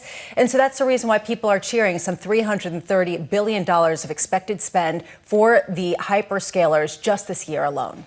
What's interesting for me are the stocks that are moving on this and the stocks that aren't. So off the back of this, Amazon's doing well. Nice read through. Apple's not moving. Apple is on an island. Nvidia is doing well this morning. Nvidia, if you think about what the bull case for Nvidia rests on, it's the patience of the investors in their biggest customers. And they have a very, very concentrated customer base at Nvidia. And basically, what these companies learn overnight, what we've learned as investors in these companies, is they've got a green light to keep on spending. Keep spending on what? The likes of Nvidia. Yeah, it's a tale of two techs, right? And you've got the chip sector and the AI sector tied to the cloud computing and some of the other generative intelligence that a number of different companies are really pegging their hopes on. Then you've got the Qualcomms, which really speaks to the Apple story, which came in disappointing because people are not buying that many handsets. The phone recycle, the super cycle just hasn't happened. And I think people kind of are realizing they might be in isolation from one another. Two Mag 7 stocks do not look like the others, and that's been the story so far this year. The other story for me as well is what happens with the labour market, Lisa, and I think increasingly we need to be thinking about that. You can have this dynamic in the equity market where the big players are doing really well, pushing AI, doing fantastically, and you can have adverse effects developing in the labour market at the same time.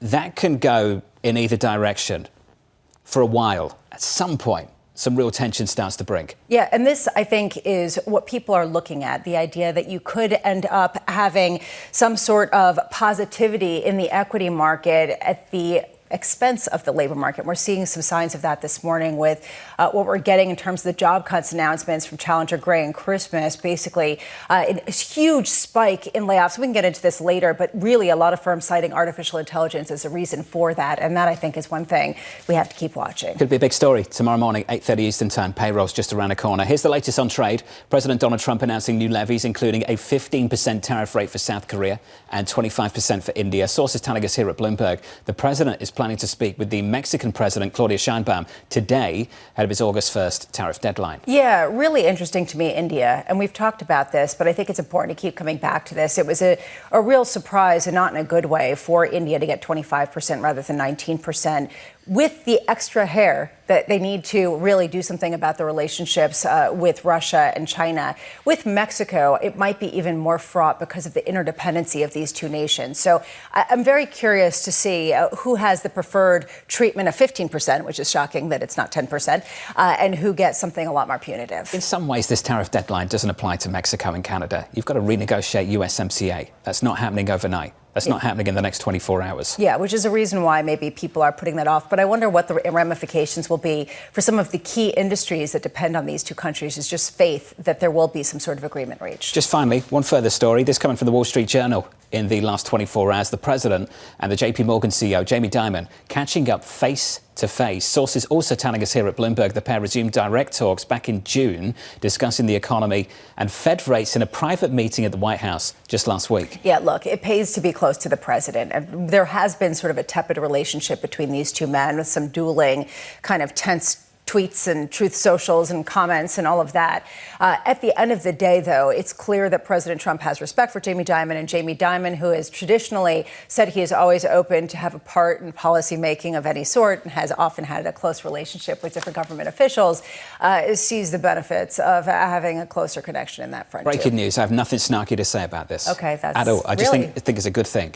It's a good thing that the CEO of the biggest bank in this country is speaking to the President of the United States about major issues. I couldn't agree more. It's somebody who has a real-time experience in what's actually happening in the economy and have that mouthpiece in front of the President, just like Jensen Huang. Having a real view, I think, is unabashedly a positive thing. They're the kind of individuals that you want to have influence, would want to have influence over this administration for sure.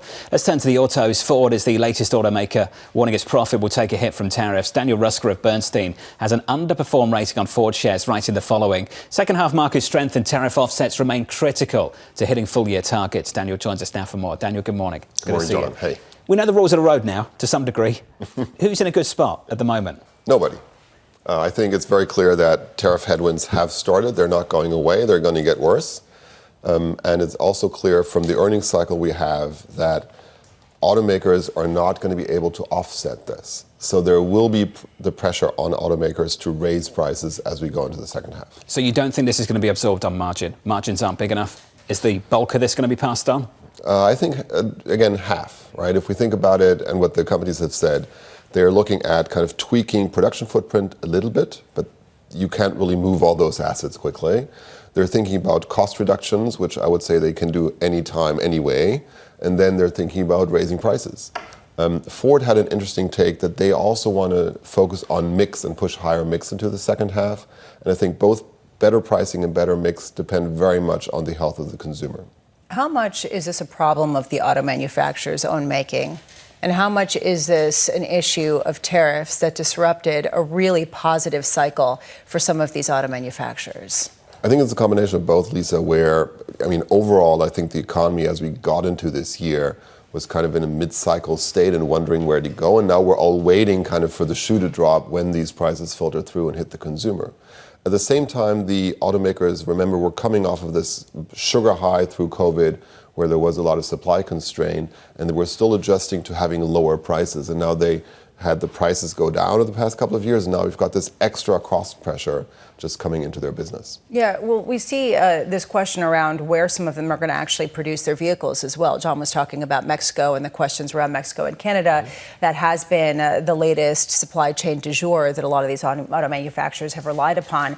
How independent can they be to rely on domestic factories, to engage with robots, to potentially fortify some of their production lines in a way that makes them more immune to some of these changes? I had a really interesting conversation with Jim Farley from Ford yesterday, and we talked about kind of the long term, where does all this lead? And what he said is he believes that we'll go not just into regional product categories, so cars for Asia, cars for Europe, cars for the US, but also regional production kind of ecosystems, and that import-export will decrease over time, and each region with its own emission standards and production ecosystems will kind of develop on its own. And for the US, it's going to be critical how they will phrase USMCA, and from what we've heard over the earnings cycle, I think there's a lot of engagement with the administration how to ensure US manufacturing, but also enable the components from Canada and Mexico that are relevant to make this industry work. Daniel, I just want to extend and build on the conversation you had with Farley. and think about what that could mean for some manufacturers here in the United States, do they just give up on China? Do they just exit the region? Where does it leave Europe? Where does it leave the product mix? Do they give up on EVs in certain places? How do you think this plays out? I think strategically OEMs will need to decide which region do I want to play in. And we've talked about this before on GM, where I think GM will exit China ultimately. Ford is in a position that they have a stronghold in Europe, they have a stronghold in the US.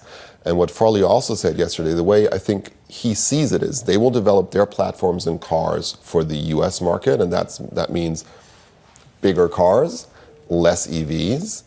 And internationally, he said, they will rely more on working with partners. So they'll go to Volkswagen, and they'll work with Volkswagen to use their technology for the European market. Do we end up spending more on cars as a result of all of this? Yes, definitely. But I think there's a difference in the medium or kind of the next 3-4 quarters in the long term. The next 3-4 quarters will be really tough because there really isn't any other way to offset the tariff costs than pricing. Very long term, the administration has just initiated a lot of changes on emissions.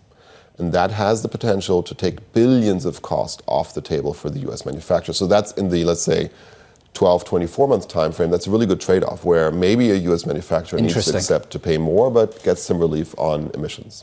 Just on your point about USMCA, and just to sort of pay attention of what to look out for later today when we hear from Claudia Sheinbaum and Donald Trump in their phone call, how much have the components coming into the U.S. from Mexico and Canada come from China ultimately? How much is this sort of the back door? And they're really a fundamental problem that's going to make it difficult to continue with that type of supply chain. The overall content of Chinese origin in U.S. cars is below 5%. It's not large. But what does happen is you do get some chips, some wires, some parts that come from China into Mexico, get built into components, and then those components get shipped to the U.S. As long as you can make those chips cheaper somewhere else, I would question why not. And I would also question whether the administration really wants parts manufacturing in the U.S. I think that's challenging with the high labor cost. Or whether it wants to focus on automotive manufacturing. And my view would be that the administration will look very closely how to treat parts and cars coming from Mexico differently. Can we just finish on one company that we haven't mentioned, Stellantis? Let me go through some of the brands. Alfa Romeo, Dodge, Fiat, Jeep, Lancia, Maserati. Then you've got all these European names as well that a US audience might not be familiar with. When are they going to do something about this? We've been asking the C-suite of Stellantis about this now for years. When are they going to fix it? The question is this something you need to fix? What they are doing is they are harmonizing the technology platform all these brands work on. And you build the same car, and you paint it red, green, and blue, and put a different badge on it. It'll take them another 4 to 5 years to get to that point, but that's the strategy. I cannot see the new CEO, who's been with the company for decades now, really change that strategy. And so I think they're going to continue with this multi-brand environment, but they're going to streamline the operations that underpin those. Do you think it's a good strategy?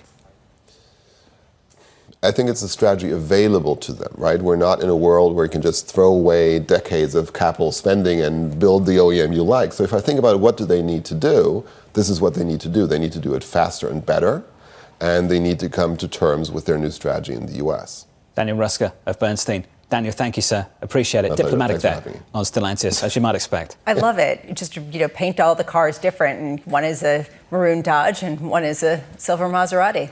Not quite the same, is it? That might be a problem. Just saying. Let's get you an update on stories elsewhere with your Bloomberg Brief. Here's Yahira. Hey, Yahira. Hi, John.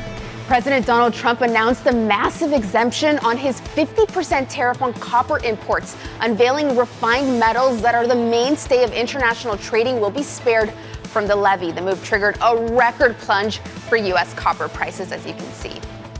Meanwhile, at least 24 people were taken to hospital after a Delta Airlines flight encountered severe turbulence that forced it to make an emergency landing in Minneapolis. According to the airline, the plane was less than an hour into its 9-hour flight from Salt Lake City to Amsterdam when the pilots encountered very challenging conditions. And former Vice President Kamala Harris said she will not run for governor of California next year. According to a statement, she said she loves the state and its promise, but after deep reflection, she's decided she will not run for governor in this election. Harris's decision, of course, leaves the door open for a third White House bid. That's your Bloomberg Brief. John? Yahara, thank you. Thank you very much. More from Yahara in about 30 minutes' time. Up next, double dissent. We had two dissenters who I think, you want that clear thinking and expression of your thinking, and we certainly had that today. Up next on the program, we'll catch up with someone who knows about dissenting, the former Kansas City Fed President, Esther George, live from New York City. You're watching Bloomberg TV.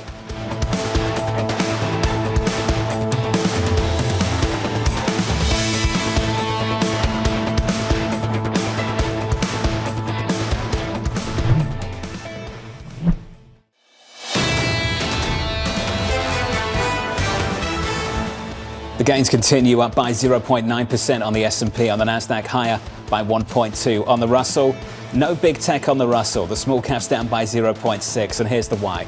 This move in Meta. Here's two whys. This move in Microsoft. Microsoft up by 8%, Meta up by 12%. And it comes on the heels of a lot of spending promised for the remainder of this year and an acceleration next year, and the idea that it's truly paying off, whether it's in advertising prices where they can charge more for their clients, or whether it's cloud computing where people are lining out the door saying, please give us more, and they got to build it, and they are already there, not let alone will come. Huge turnaround in this equity market over the last 24 hours. Equities down on the Fed meeting, higher off the back of these earnings. After the bell, more earnings to come. And the surveillance this morning, double dissent. On the dissents, what you want from everybody and also from a dissenter is a clear explanation of what your thinking is and what are the arguments you're making. And we had that today. We had two dissenters who I think, you want that clear thinking and expression of your thinking, and we certainly had that today. So here's the latest this morning. Fed Chair Jay Powell doubling down on the decision to hold rates steady after the Fed's biggest dissent in over 30 years. Joining us now to discuss is the former Kansas City Fed President, Esther George. Esther, welcome back to the program. I remember your dissent in 2019. I remember your dissent, I think it was in 2022. You've got some experience. Can you describe for us what it's like entering the room? The committee has a conversation and you say, you know what, I disagree. I think we should be going in a different direction. Well, it is part and parcel of decision making in a large committee, in my view. And you approach those conversations, those decisions, in a way that I think is respectful of what you're hearing around the table, that you've taken into account. I agree with the chairman. You want to acknowledge that you are listening and understand what the arguments are. But at the end of the day, decision making is difficult, and I would argue it is particularly difficult in times when the read of the data is not so clear across the table. And I always felt it was as much an obligation to the public to express those views, to be respectful, again, of what you've heard, but at the end of the day, to really voice how you see the economy and the appropriate stance of policy. We saw a pretty big divide represented by the views of Fed governor member Chris Waller, as well as Fed Chair Jay Powell. Both have a very different view of the labor market. And John's been really good about accentuating the point that we only have 2 months of data. Do we have enough time to really bridge that gap between the two men to really understand whether this labor market truly is stable and solid or whether there are cracks? Well, I heard earlier a comment on your program that talked about each time you finish up one meeting and think you have plenty of time to see the data for the next.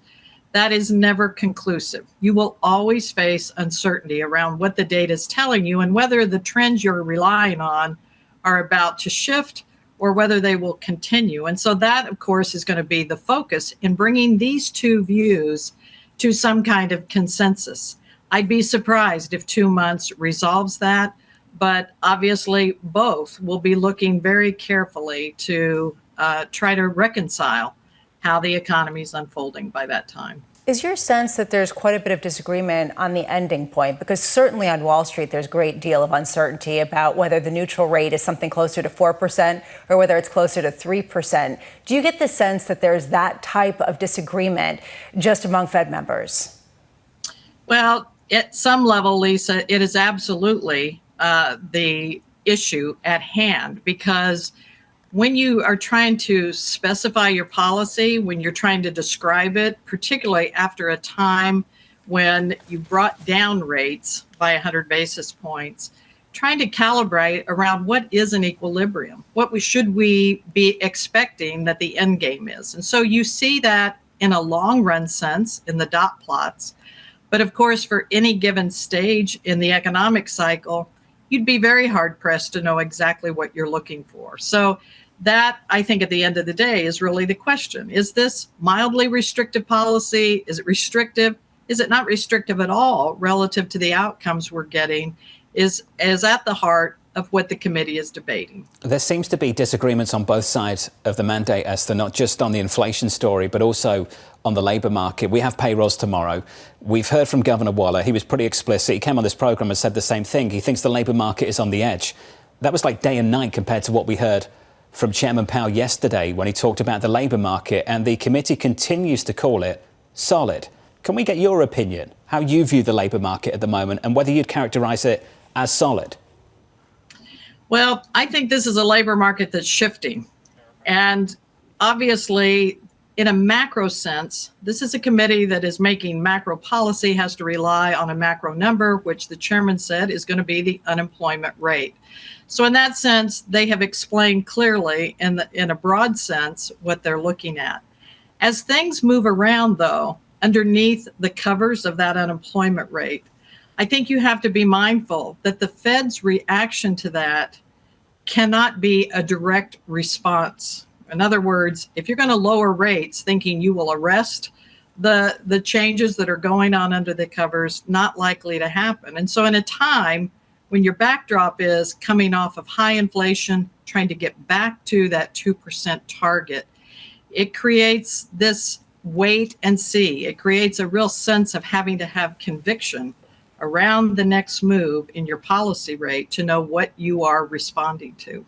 Esther, thanks for sharing some of your experience with us this morning. We appreciate it. Esther George there, the former Kansas City Fed president, who, as we've said, knows something about dissenting in both directions, by the way, in 2019 and in 2022. Yeah, robust discussion at times of economic crossroads where there is just a great deal of uncertainty. You said something earlier, and I've been thinking about it. Isn't it a good thing for us to be saying Jay who? Isn't this the objective of Fed Chair Jay Powell? And I would argue, if you take it an even step further, how nice it is to have a market that is not driven entirely by the Fed. I remember those years of financial repression where every single market participant said, don't fight the Fed. That's no longer on anyone's lexicon. We're all looking at the earnings. We're looking at specific stories. We're looking at technology.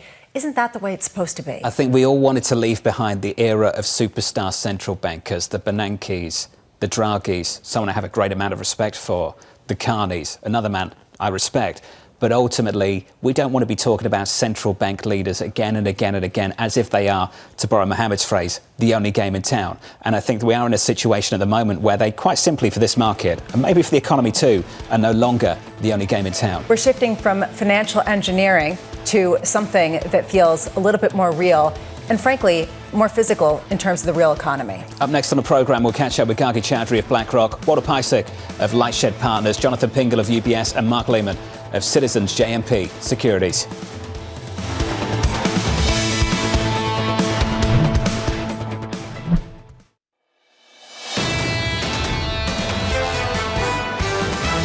The investment story in AI is real, and it's going to be significant. Once again, AI CapEx plans are actually exceeding expectations. The market is pricing in some idea that you are going to get that broadening of the AI benefits. AI is a watershed event on the timeline of technology, and we believe that this flows through all 11 sectors. AI has the potential to be the biggest productivity enhancer for the global economy since electricity. This is Bloomberg Surveillance with Jonathan Ferro, Lisa Abramowicz, and Annmarie Hordern. Live from New York City this morning. Good morning, good morning. The third hour of Bloomberg Surveillance starts right now. Your opening bell is 90 minutes away. Your scores look like this. Equity futures positive, up nicely on the S&P by 0.8. On the Nasdaq, up by 1.2. Thank you, Meta. Thank you, Microsoft. These two names right here. Meta up by 12%. Microsoft up by 9%. Think about four names that make up 20% of the S&P 500. $11 trillion of market cap. Two names down. Two names to go. After the bell today, after the closing bell, you'll hear from Apple and Amazon. Big tech reports. So far, so good. So far, so good. Today might be a little bit different given where expectations are coming in and this sort of tale of two techs that we've been talking about all morning. Yes, the hyperscaler is doing really well, and Amazon probably can fit in that bucket given the fact that AWS, their cloud computing business, really does drive their revenues. Apple's going to be the interesting one. They deal in stuff, and their stuff isn't purchased as much. They've got the China overhang, they've got the manufacturing questions, and they have the AI adoption that hasn't come to fruition in the same kind of way. That is going to be a real wild card and otherwise a tech bonanza. They've got a whole bunch of problems, that's for sure. That stock is down by double digits so far this year, but Microsoft, Meta, the numbers are absolutely amazing.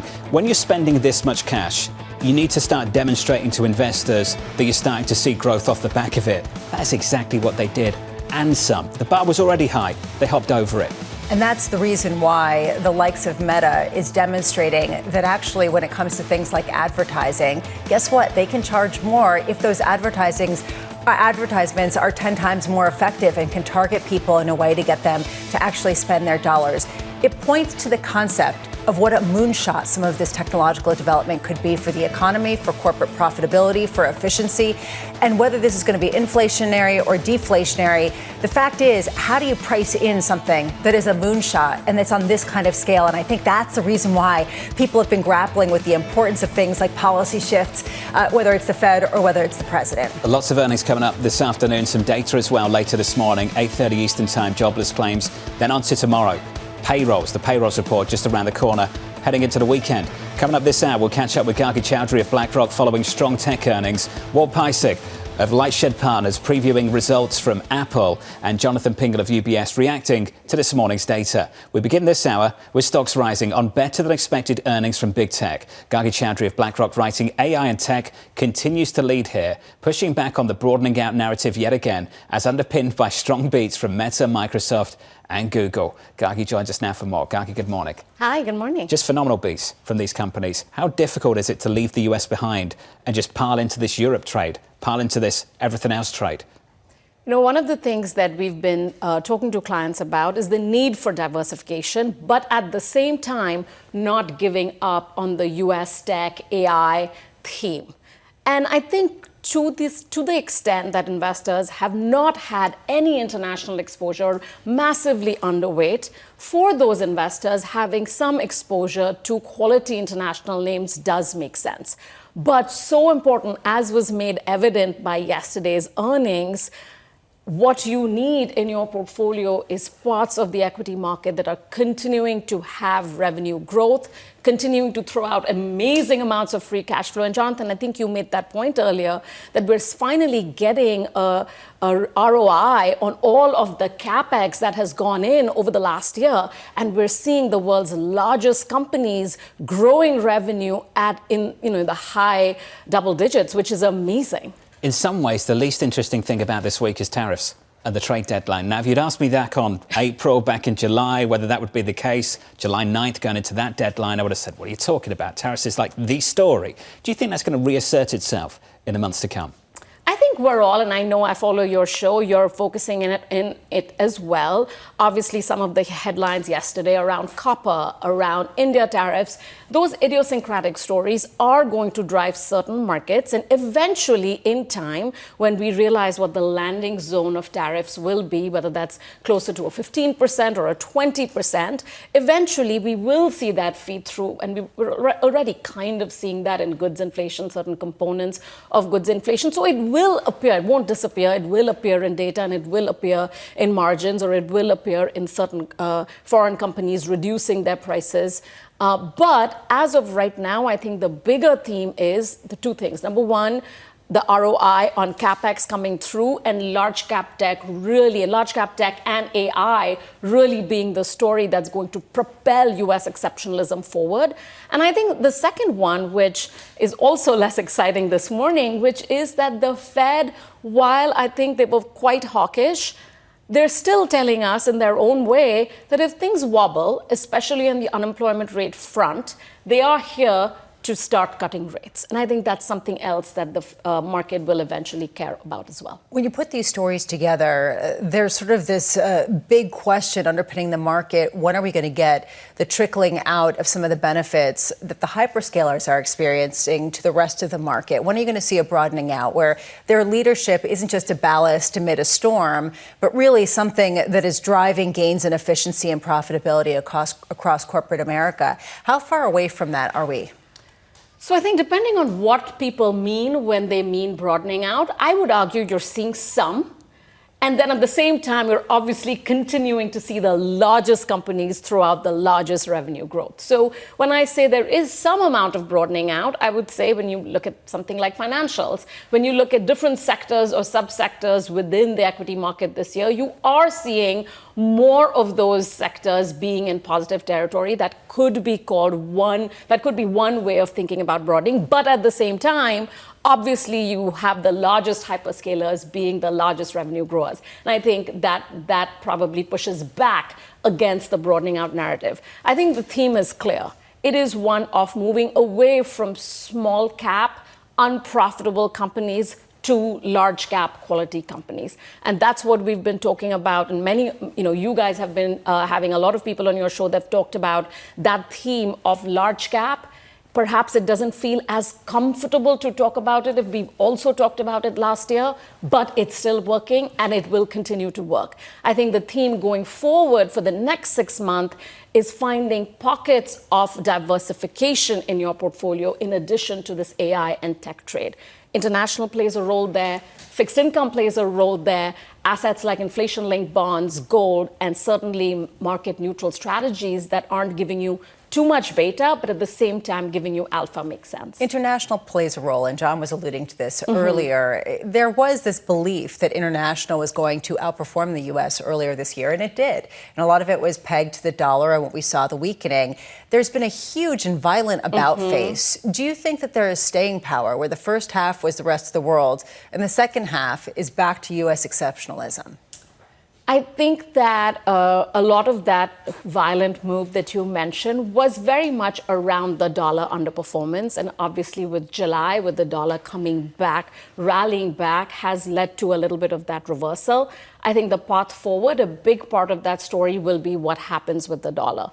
Frankly, what we're seeing in flows and what we're seeing when we poll our investors and our clients is a recognition of the need to diversify away from large cap because that's all they have. Not because it's not going to generate returns, but because there is a need for getting that value component into portfolios and getting that from international. To the extent, not just US investors, but global investors continue to move away from US into going back to their home countries. So we look at European investors and APAC investors, and many of those investors are just being a little bit more diversified away from the US. To the extent that happens, I think that the international story can certainly have some legs, but not at the expense of US large cap quality and growth. Let's just sit on the US. When you said diversify the equity. So if I'm in the US right now and I diversify my equity exposure to the international story, given where we are right now with the dollar, is that something I need to currency hedge? That's an interesting question. Right now, the view for our firm is still that the dollar can continue to depreciate. Usually what we've seen is that the dollar depreciations happen in these long cycles. It's not just for 1 month or a week. It happens over many months, 18 to 24 months. And we're just in the beginning of that. In that case, obviously, you want some of those foreign exposures. You want that exposure to some of the, EM as well as DM currencies. Fixed income, though, is another story, right? So usually what we've seen our clients do is in fixed income allocations, not necessarily taking the FX risk, actually hedging it back into US dollar for that enhanced yield. And that's something that, some of our portfolio managers, especially in fixed income with products like BINC, are doing, taking advantage of the hedged cost for European and other areas credit markets. Gargi, appreciate it. It's good to see you. Thanks for breaking it down. Gargi Chaudhuri there of BlackRock on your equity market worldwide and a little bit of cross-asset as well. Can you remember a day after the Fed where we talked this much about the Federal Reserve? And by this much, I mean this little. All I can say is it's a victory. So congratulations. You can do a victory lap, Jay Powell, for us talking about Jay Who and talking about anything else but the Fed. Maybe this is the way it should be. He can thank Satya and Mark. Let's be very clear about that. The Fed chairs Satya and Mark. Yes. I do think that they right now are driving this economy. Yes, thank you very much to them. Let's get you an update on stories elsewhere this morning with your Bloomberg brief. Here's Yahara Anand. Hey, Yahara. Hi, John. The U.S. reached a trade agreement with South Korea that will impose a 15% tariff on imports, including cars. It also sets up a major investment in American energy and shipbuilding. Commerce Secretary Howard Lutnick said the deal includes a $350 billion South Korean fund for U.S. investments, with 90% of the profits, according to him, flowing back to the U.S. Meanwhile, President Trump suggesting he won't make a trade deal with with Canada. Trump posting on Truth Social, quote, Canada just announced that it is backing statehood for Palestine that will make it very hard for the U.S. to make a trade deal with them. Canada faces a 35% levy on imported goods if it does not strike a deal by tomorrow's deadline. Meanwhile, moving on to China, Chinese authorities have summoned NVIDIA representatives over alleged security risks related to its H20 chips. The country's internet watchdog cited comments by U.S. lawmakers about the need to install tracking capabilities into advanced chips sold to other countries. The move comes after CEO Jensen Huang visited Beijing just earlier this month. That's your Bloomberg Brief. John? Yahara, thank you. Thank you very much. Shout out to High Yield Harry on X. Writing this. It's got a picture of Robert De Niro. You're bearish, ? Every large tech company is spending $100 billion on AI, and you're bearish. That's the problem, and that's the reason why nobody is. High Yield Harry, I hope you're loading up this morning. I'm sure that, what's Tom, triple leverage long cash? Yeah. I'm sure this individual's not triple leverage long cash. Equity futures right now, the S&P up by 0.9%, big tech performing. Up next, we'll get you some morning calls. Plus, we'll catch up with Walt Piecyk of LightShed Partners, looking ahead to what could be a difficult one for Apple. From New York City this morning, good morning.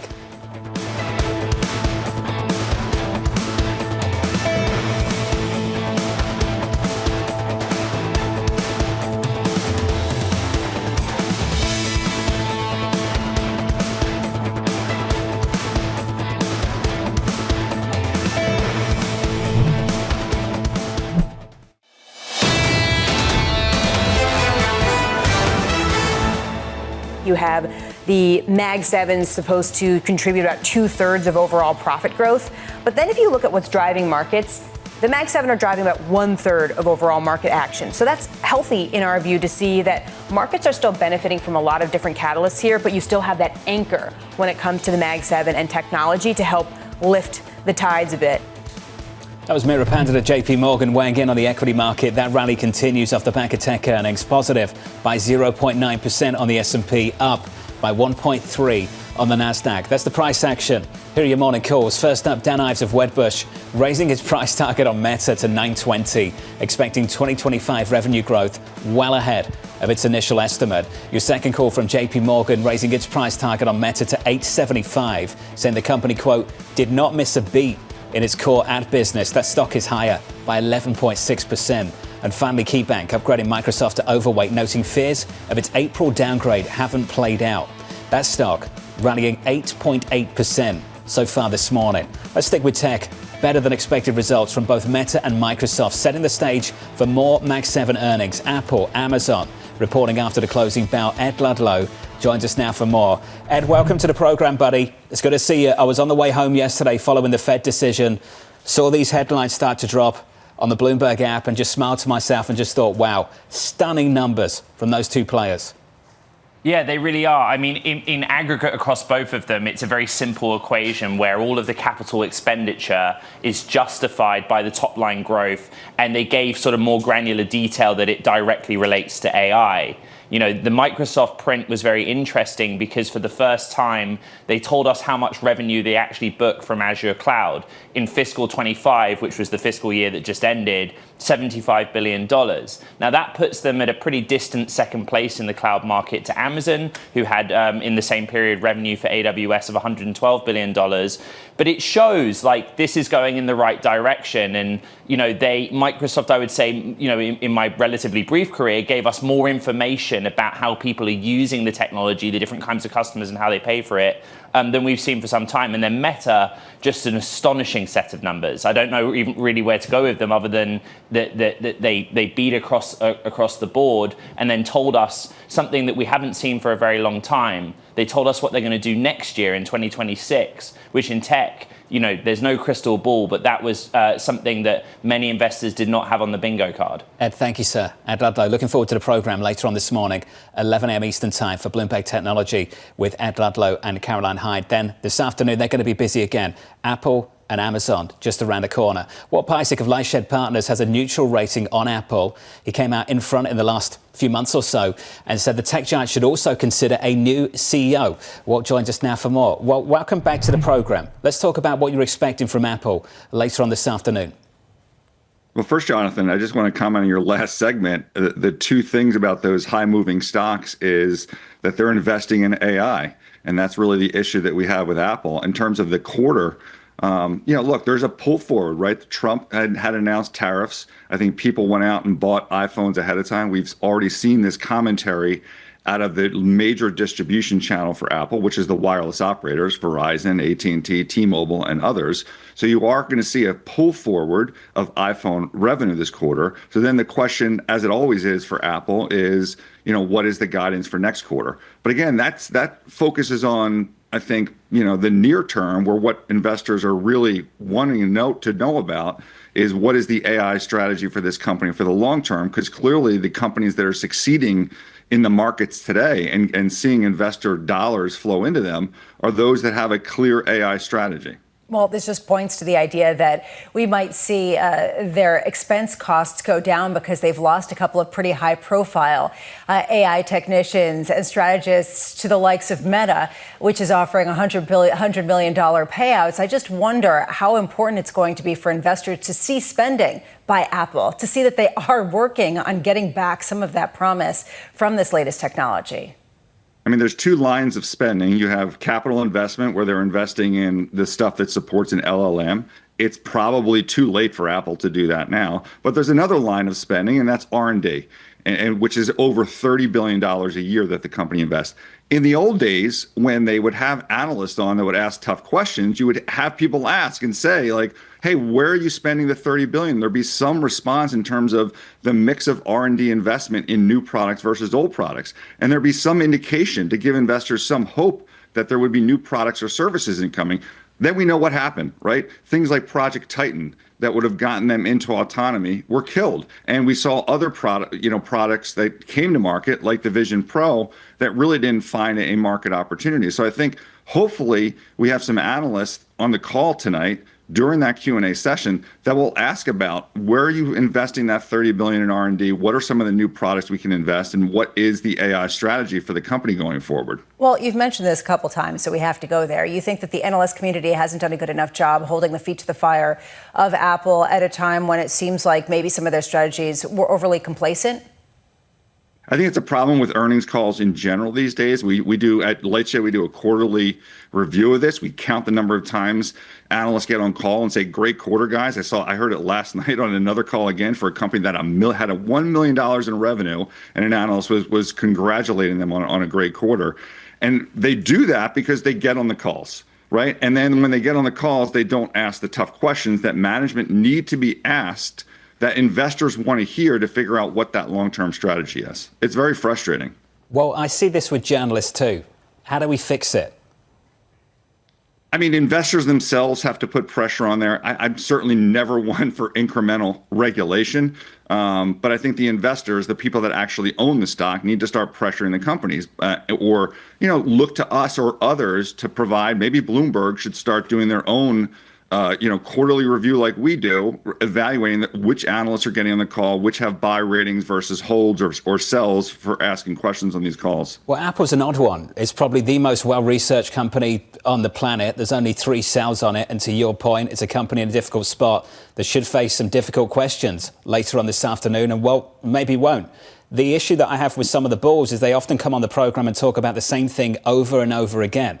They'll talk about growth that's coming further down the line. They'll talk about an upgrade cycle that doesn't seem to be happening. Well, when do they capitulate on that? At what point do you think they have to? I mean, to me, that's just laughable, right? I mean, you're exactly right, Jonathan. I mean, it's the 5% growth that it doesn't happen next quarter in the guidance. So they just said, oh, it's going to come the quarter after that or the quarter after that. But I think, again, look at Apple's performance relative to the Mag 7. It still has a multiple that's a premium, right? It's still a good brand in the market. There's still an opportunity, I think, for them to get out of this if they get more focused on product and developing, some type of AI strategy. I've suggested that may require a change in the management, a change in the CEO specifically. There's others that think that they can do it with the existing CEO and just give them another year. But the problem with that is, a year from now, what is the market going to look like? What products are going to be in the market that are already disrupting Apple? The pace of innovation because of AI is faster than anything we've ever seen. Everyone agrees, right, more or less, that AI is going to be something that's have a bigger impact on our economy than even the internet did. And yet, we're still not getting the questions asked of them in terms of, what's going on with AI? When I still use Siri today, why does it still work the same it did, 3 years ago, it's seemingly to me, when I can pick up ChatGPT, press their audio button, and it works great? Well, before we let you go, I'd love to hear your take on China and India and the manufacturing pathway for Apple. How much visibility do you think they're going to give? Will people be making iPhones in New Jersey? I mean, there was some excitement about some shift of manufacturing to India, but there's been a great book, I forget the name of the author, but that came out recently talking about how Apple has moved manufacturing to China, has enabled that country to be a manufacturing powerhouse, and the difficulty that exists in trying to move that, to other countries, whether it's India, the United States, or elsewhere. So obviously that remains, there's always these like existential or, existing risks, whether it's manufacturing in China, the $20 billion plus that Google pays them for search, which is obviously under scrutiny of the government because it was used as a way to keep Apple out of search. There are these big ticket items in terms of events that can certainly, still happen. That's not a way to invest on these big ticket items that, that may or may not happen. We should be focused on at least where the AI strategy is. And look, you're right. Like, I don't know what they can update us on in China, how quickly they could get out of China. It's doubtful they would have anything that would make the market, the concerns go away that all of a sudden you're going to move this amount of volume out of China back to a different market. Well, appreciate your time. Walt Piecyk of LightShed. Thank you, sir. You're thinking of Patrick McGee as well. Apple in China, fantastic book. From New York City, more data up next.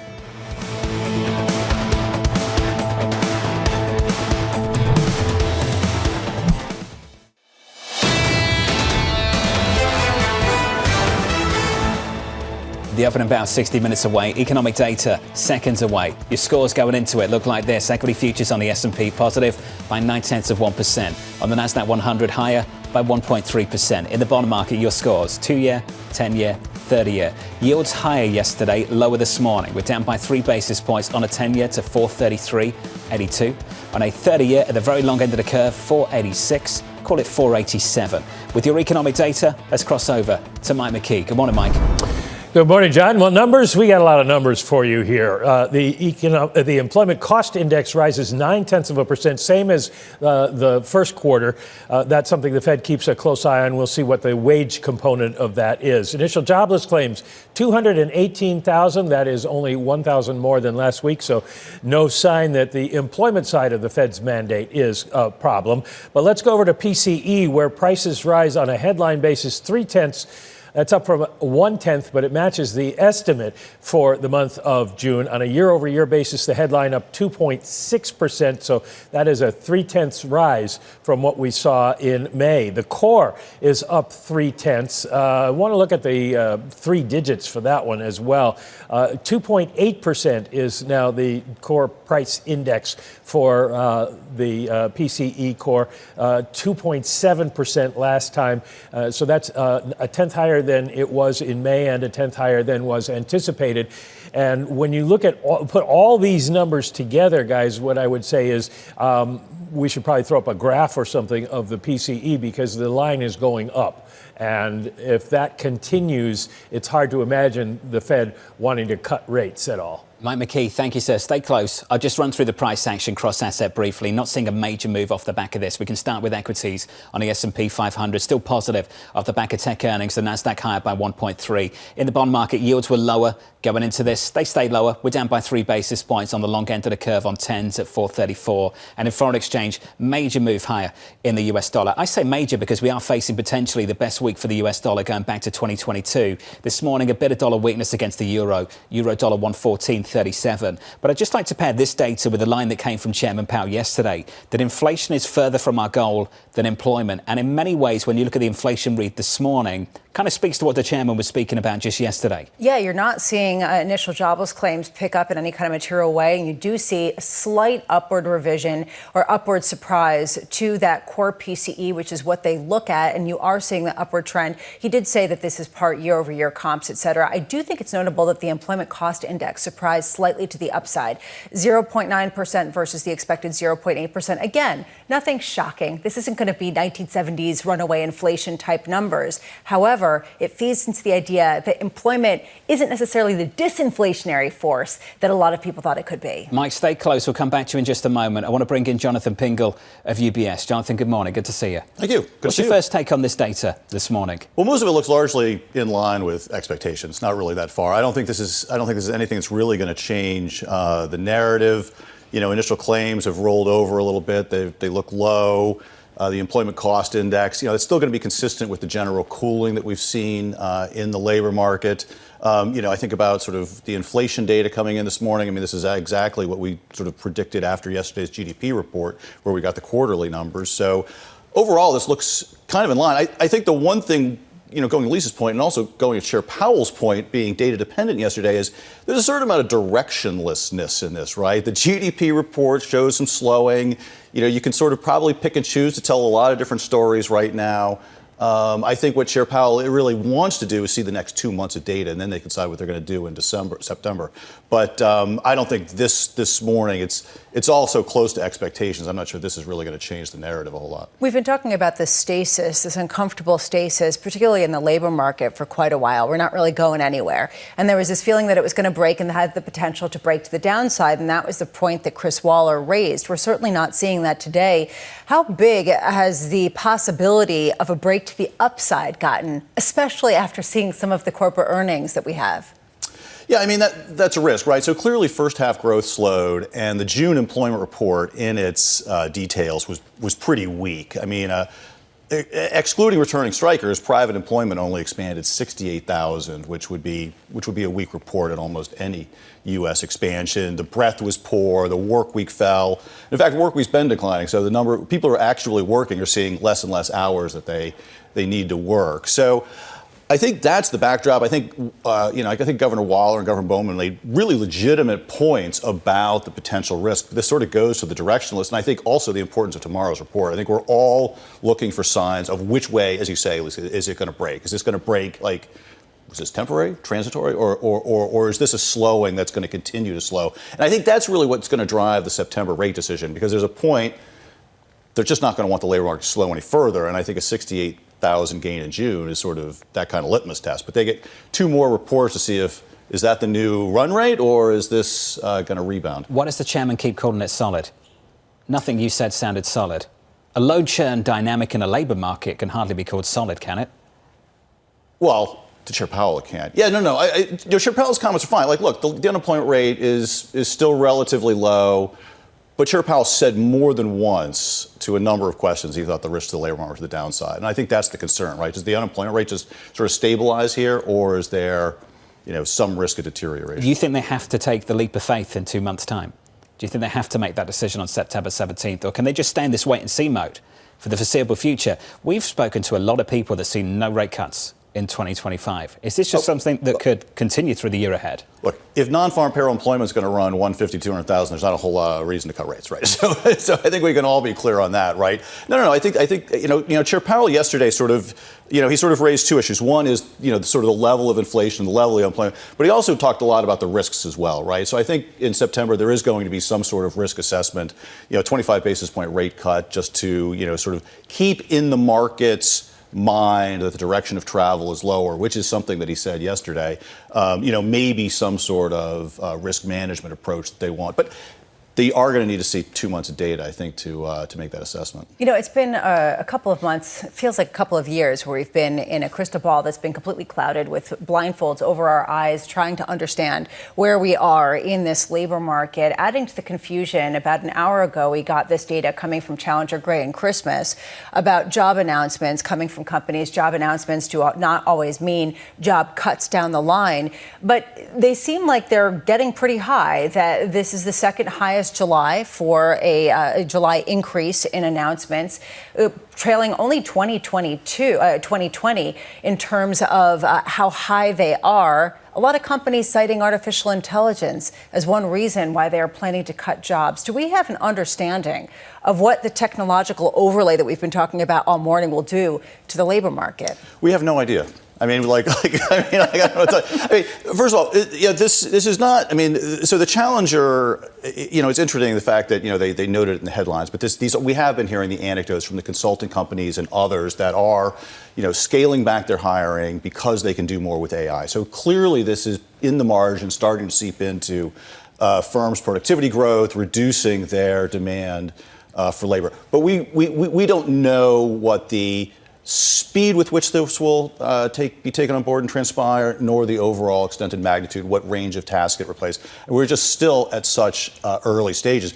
But I will say, we've done some empirical work on layoff announcements and claims, and they do tend to lead initial claims with about a 3-month lag. So the idea that, if this is sort of a new level of layoff announcement and it shows up in things like, warn notices that inform UI, these do tend to translate into claims eventually. So is there an inverse relationship to the gains that we're seeing in technology and what we could see in the U.S. labor market, say in 3 months' time? Is that something that economists are trying to wrap their head around? I think we're all trying to wrap our head around it. But yeah, no, it's totally possible, right? So, if we think about what happens in these productivity gains, when we see true productivity gains, they do tend to be labor replacing.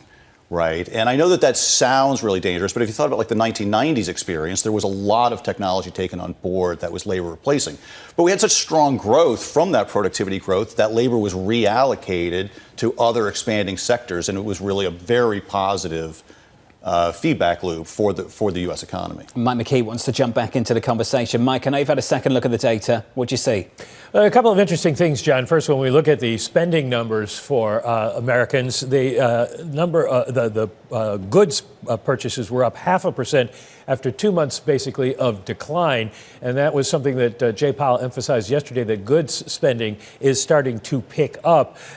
Services spending is the same as the last 2 months, is up 0.3%. So goods spending rising faster than services at the moment. In terms of the ECI and in terms of the income numbers, wages and salaries up just 0.1% in June, according to the personal income figures. But according to the employment cost index in the second quarter, wages and salaries were up 1%, a full 1%. So make of that what you will, Jay Powell and company. When you look at disposable personal income, it was up 0.3%, not a whole lot. The savings rate up 4.5% right now. And then I mentioned I wanted to look at the three-digit numbers for the PCE cores. And what we're seeing is that the PCE headline was 0.281, so it rounds up to 3, and the core 0.256, put it that way. That is up from the prior month, but it wasn't as strong as some people thought. There was a feeling that we could go as high as a 0.4 change. When you look on a year-over-year basis, though, the headline PCE, which is the Fed's number that they're following, and the core PCE on a year-over-year basis is 2.793% when you take it out to three digits. So it's less than 11 basis points, basically 10 basis points away from 3%. And 3% would probably be an impossible sell for the Fed in terms of getting a rate cut going. So this is something that the Fed is going to be watching very closely over the next couple months. It's a good point, Mike. Appreciate the update. Thank you. Michael McKee there breaking down the data. Jonathan Pingle, UBS, is still with us. So, Jonathan, let's take a few more beats on the labour market if we can. Payrolls tomorrow.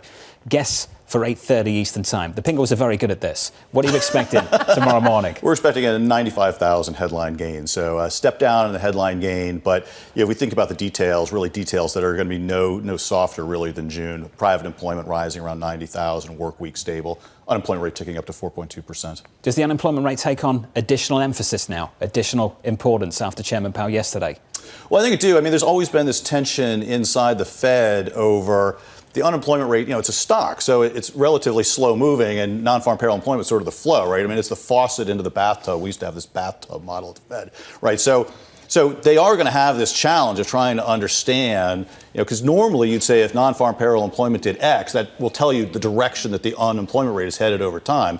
But right now, there's such confusion over what the trend in labor supply is with the fall in immigration. We've also seen a big drop in the participation rate for other reasons lately, which has cooled labor supply growth. So I think that it does put a little bit more emphasis on the unemployment rate and trying to understand what these underlying trends in the labor market are. Jonathan, appreciate your time. Thanks Good for to having see me. you. Thank you. Jonathan Pingle there of UBS. Looking ahead to payrolls tomorrow, 104,000, the median estimate in our survey. The range, as we've said repeatedly over the last 24 hours, is incredibly wide. Yeah, going from 0 to 170. I would love to be a fly on the wall with the Pingles ahead of payrolls Friday, given the robust argument and the Jonathan Pingle 1 and Jonathan Pingle 2 discussing. Just remember that Pingle Jr. outdid Pingle Sr. in the last 12 months. I hear that's a point of real contention. Yeah. I hear that this is a problem when We'll it comes get you to an update on how 2025 is going later on this year. Let's get you an update on stories elsewhere with your Bloomberg Brief. Here's Yahara. Hey, Yahara. Hi, John. Recapping the latest data, core PCE picked up in June, rising 0.3% month over month and 2.8% year over year, showing progress stalling on the way to the Fed's 2% target. Consumer spending also rose slightly after a decline in May. Better news in the labor market, where jobless claims came in below expectations at 218,000 for the week. Meanwhile, a DoorDash driver may have saved the life of an employee at the Blackstone building in New York City, where a gunman earlier this week killed 4 people before turning the gun on himself. According to the Wall Street Journal, the employee was heading down to the lobby when the driver texted her about the gunman. The woman immediately took shelter with several other colleagues. Wow. Meanwhile, Roblox shares are surging 18% in the pre-market after raising its full-year revenue guidance. The video game platform's daily active users jumped to nearly 112 million, and users also spent much more time on the platform. Much of the activity is due to the popular game Grow a Garden, which in July set a world record with nearly 22 million concurrent users.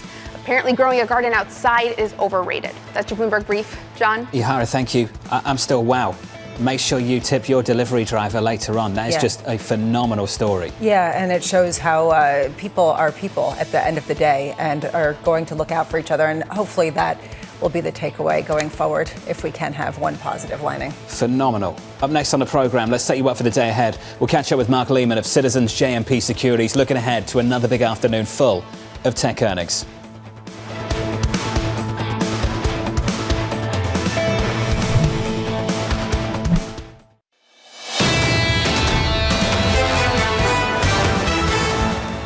I don't think the data is that terrific. No, it's not a catastrophe by any stretch of the imagination.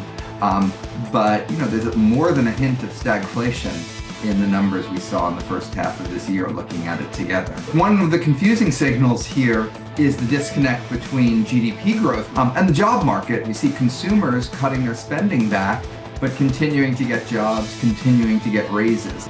We got economic data just moments ago, 20 minutes ago. Data's okay. No big changes there whatsoever. No big changes in this market either, driven higher by big tech. Equity futures positive by 0.9% on the S&P 500, on the Nasdaq 100. Higher also by 1.35%. With your morning movers, it's Danny. Hey, Danny. Hey, John, let me show you what big tech is doing this morning, because this is the difference as to whether your portfolio is outperforming or not this morning. Meta up 11.3%. Microsoft up 9% this morning. Blowout numbers, both the results themselves and their key businesses, and the tens of billions every single quarter that these companies have committed to capital expenditures. Taken together, they're going to add about $530 million in market cap to this equity market this morning. That's about the size of a Netflix. Meanwhile, we also heard from eBay after the bell yesterday. Really strong results. The CEO there pointing to the resilience of the American consumer that keeps spending and has outsized purchasing power compared to their European business, for example. Also pointing out that they're less exposed to tariffs considering eBay is secondhand goods. So those shares up 12%. Also, when it comes to consumer demand, another good sign, this one coming from the cruise operators, this time Norwegian. They initially flagged in April some unevenness, some bumpiness, pullback in demand for consumers. Well, they say it is back. People are back booking cruises, reflecting some of what we heard from some of the other operators this earnings season. Those shares up about 13.33%, John. Danny, thank you. Thanks for this morning. Appreciate it. Plenty going on in the last 24 hours. Lots still to come through the next week. Here's the trading diary. Still to come today, 4 p.m. Eastern Time. President Trump signs executive orders after the closing bell. Results from Amazon and Apple. On to tomorrow, July payrolls and President Trump's self-imposed tariff deadline. A sneak peek of next week. Monday, durable goods. Tuesday, the trade balance, PMI data, plus AMD results. That sounds like a good week to take a break. Take a week's vacation. For someone who's sit back. I believe you're taking Monday off too. Yeah, I am. Anne-Marie's going to be in the driving seat taking care of things. Yeah, that's true. But I'll be here back. You won't be. Have a long weekend. Okay. There you go, Bramo. Enjoy yourself. And then I believe the following weekend also having a long weekend. Well, then I'm taking off. But we don't need to have time. There you go. Yeah. We'll talk about that we can another put my time. calendar up on the screen. All eyes on tech as investors await more earnings still to come. Mark Lehmann of Citizens JMP Securities writing strong results will go a long way in sustaining the market's rally. The street will be watching AI spending closely. Mark joins us now for more. Mark, good morning. Just want your reflections, please, and welcome back to the program. It's been way too long. Your reflections on some stunning numbers from Meta and Microsoft yesterday. Yeah, stunning is the right word. I think everybody was leery about how much they're going to spend. And we got some temperance on that and some guide rails on that. And more importantly, we've seen the results and the expenditures are working. And we've had the stick to the winner theme at Citizens. We've talked about it many, many times. I actually think we're in the beginning innings of this whole theme. And this is just the beginning. And I hate to be optimistic, but we're seeing some of those come through, and it's stunning how big those are. And there are ramifications in the real world, aside from just some of the cyberverse. San Francisco, you're based there, I believe, or you at least have a strong presence there. And you're seeing the ramifications of this, given the AI presence in that city. Can you talk a little bit about how significant it's been over the past 6 to 12 months? Yeah, we have a new mayor. Daniel Lurie has done a wonderful job on a couple things. One is there's the public-private partnership that I think is being embraced in San Francisco. That is really important. Secondly, AI, 40% of the expenditures in AI, the venture dollars are being spent in San Francisco. And those are all back to work dollars. They want people in the office and that kind of energy that you get when they're there. So a combination of that market resurrecting both in the real estate and in the work environment, but as well as in the kind of companies that are really changing the way we do business and changing way. And like I said, I think it really is just the beginning. And fortunately, at Citizens, we got a big effort in the private bank and in wealth and other things in California, and we're benefiting from that as well. How much do you see startups and acquisitions and things of that nature on the heels of some of the high profiles, hyperscalers, with promise of future advancement? I mean, do you see that pipeline really building? We do. I mean, we've seen some of the big firms. You saw Meta make a very large acquisition earlier in the quarter, or earlier in the second quarter. It was a $15 billion acquisition by half of a company. And that sounds like a lot, and it really is. But for a company like Meta, it's really not. We're seeing a race for talent. And that race for talent is really second to none that I've ever really seen. But the ramifications for business across every single business is just that real. And I think, again, we're in the very early innings of that. And like you said, very fortunately, the public-private partnership that we have in San Francisco with Mayor Lurie is actually working. Mark, how's this going to work for startups? Let's say you're a highly talented individual, you take a role at a startup, and they offer you, as traditionally is the case, equity in the business. And all of a sudden, some of the senior members of the team get poached, and all of a sudden that equity is worth nothing. How's this all going to change in the next couple of years, given how aggressive Meta's been over the past few months? It's the right question. I mean, what Meta's doing is they're buying talent, but they're buying the companies. So it's a little bit nuanced, but they're really buying the companies. What I've been saying for some time is Meta has all the data, and they need a lot more talent. The startups have all the talent, and they need the data. And there's a melding between the two that's very, very complicated. And you're seeing this unbelievable, unprecedented ascent of valuations here that we've really quite never seen before. But I do think, Jonathan, that there are opportunities. Yes, the big LLMs and all the things that you're seeing, but there's other opportunities for startups that, frankly, is a resurrection of talent, and people are really putting venture dollars to work. What's your advice to some of the talent entering the industry right now? What would you tell them? You know, it's funny. My soon-to-be nephew asked me the very same question a month ago, and it was between a very well-established company and a startup. And he chose the well-established company because that was better for him. I think for a lot of entrepreneurs, that dream is alive and well, and we are still the best country for innovation and best country for startups, and that is getting proven time and time again. We haven't even mentioned what's going on in data centers and all the other things and the ramifications of that. That's happening here right now, real time. Love the optimism. It's good to see you, as always. Mark Lehmann there of Citizens JMP Securities on the future, particularly for San Francisco. You read my mind. I was thinking, say somebody was going into college or had children going into college at some point in the near future, what would the major be that they should go into that would give them a leg up in the war for talent, not in the careers rendered obsolete? I mean, that's sort of... Remember, it was 5 years ago, it was coding. Yeah, exactly. 10 years ago, coding. Now it's electrical engineering. Is that what it is? Plumbing. Quick word? The only thing I'd say for all those budding entrepreneurs is AI is going to create great IQ for all of us. Let's make sure our EQs are up there as well. Okay, so pay attention to your manners. There you go. Yeah. We'll leave it there. Clean your room. Coming up tomorrow, some advice for the kids, I think. Okay. Is that direct? Do you want to talk to them directly? It's okay. Let's just all right, we'll move on. What's going on? Coming up tomorrow, Sebastian Page at T. Rowe Price, Priya Misra of JPMorgan, the former senior Trump trade advisor, Kellyanne Shaw, plus we'll catch up with Nadia Lovell of UBS. Payroll's just around the corner from New York City. That does it for us this morning. Thank you very much for choosing Bloomberg TV. This was Bloomberg Surveillance.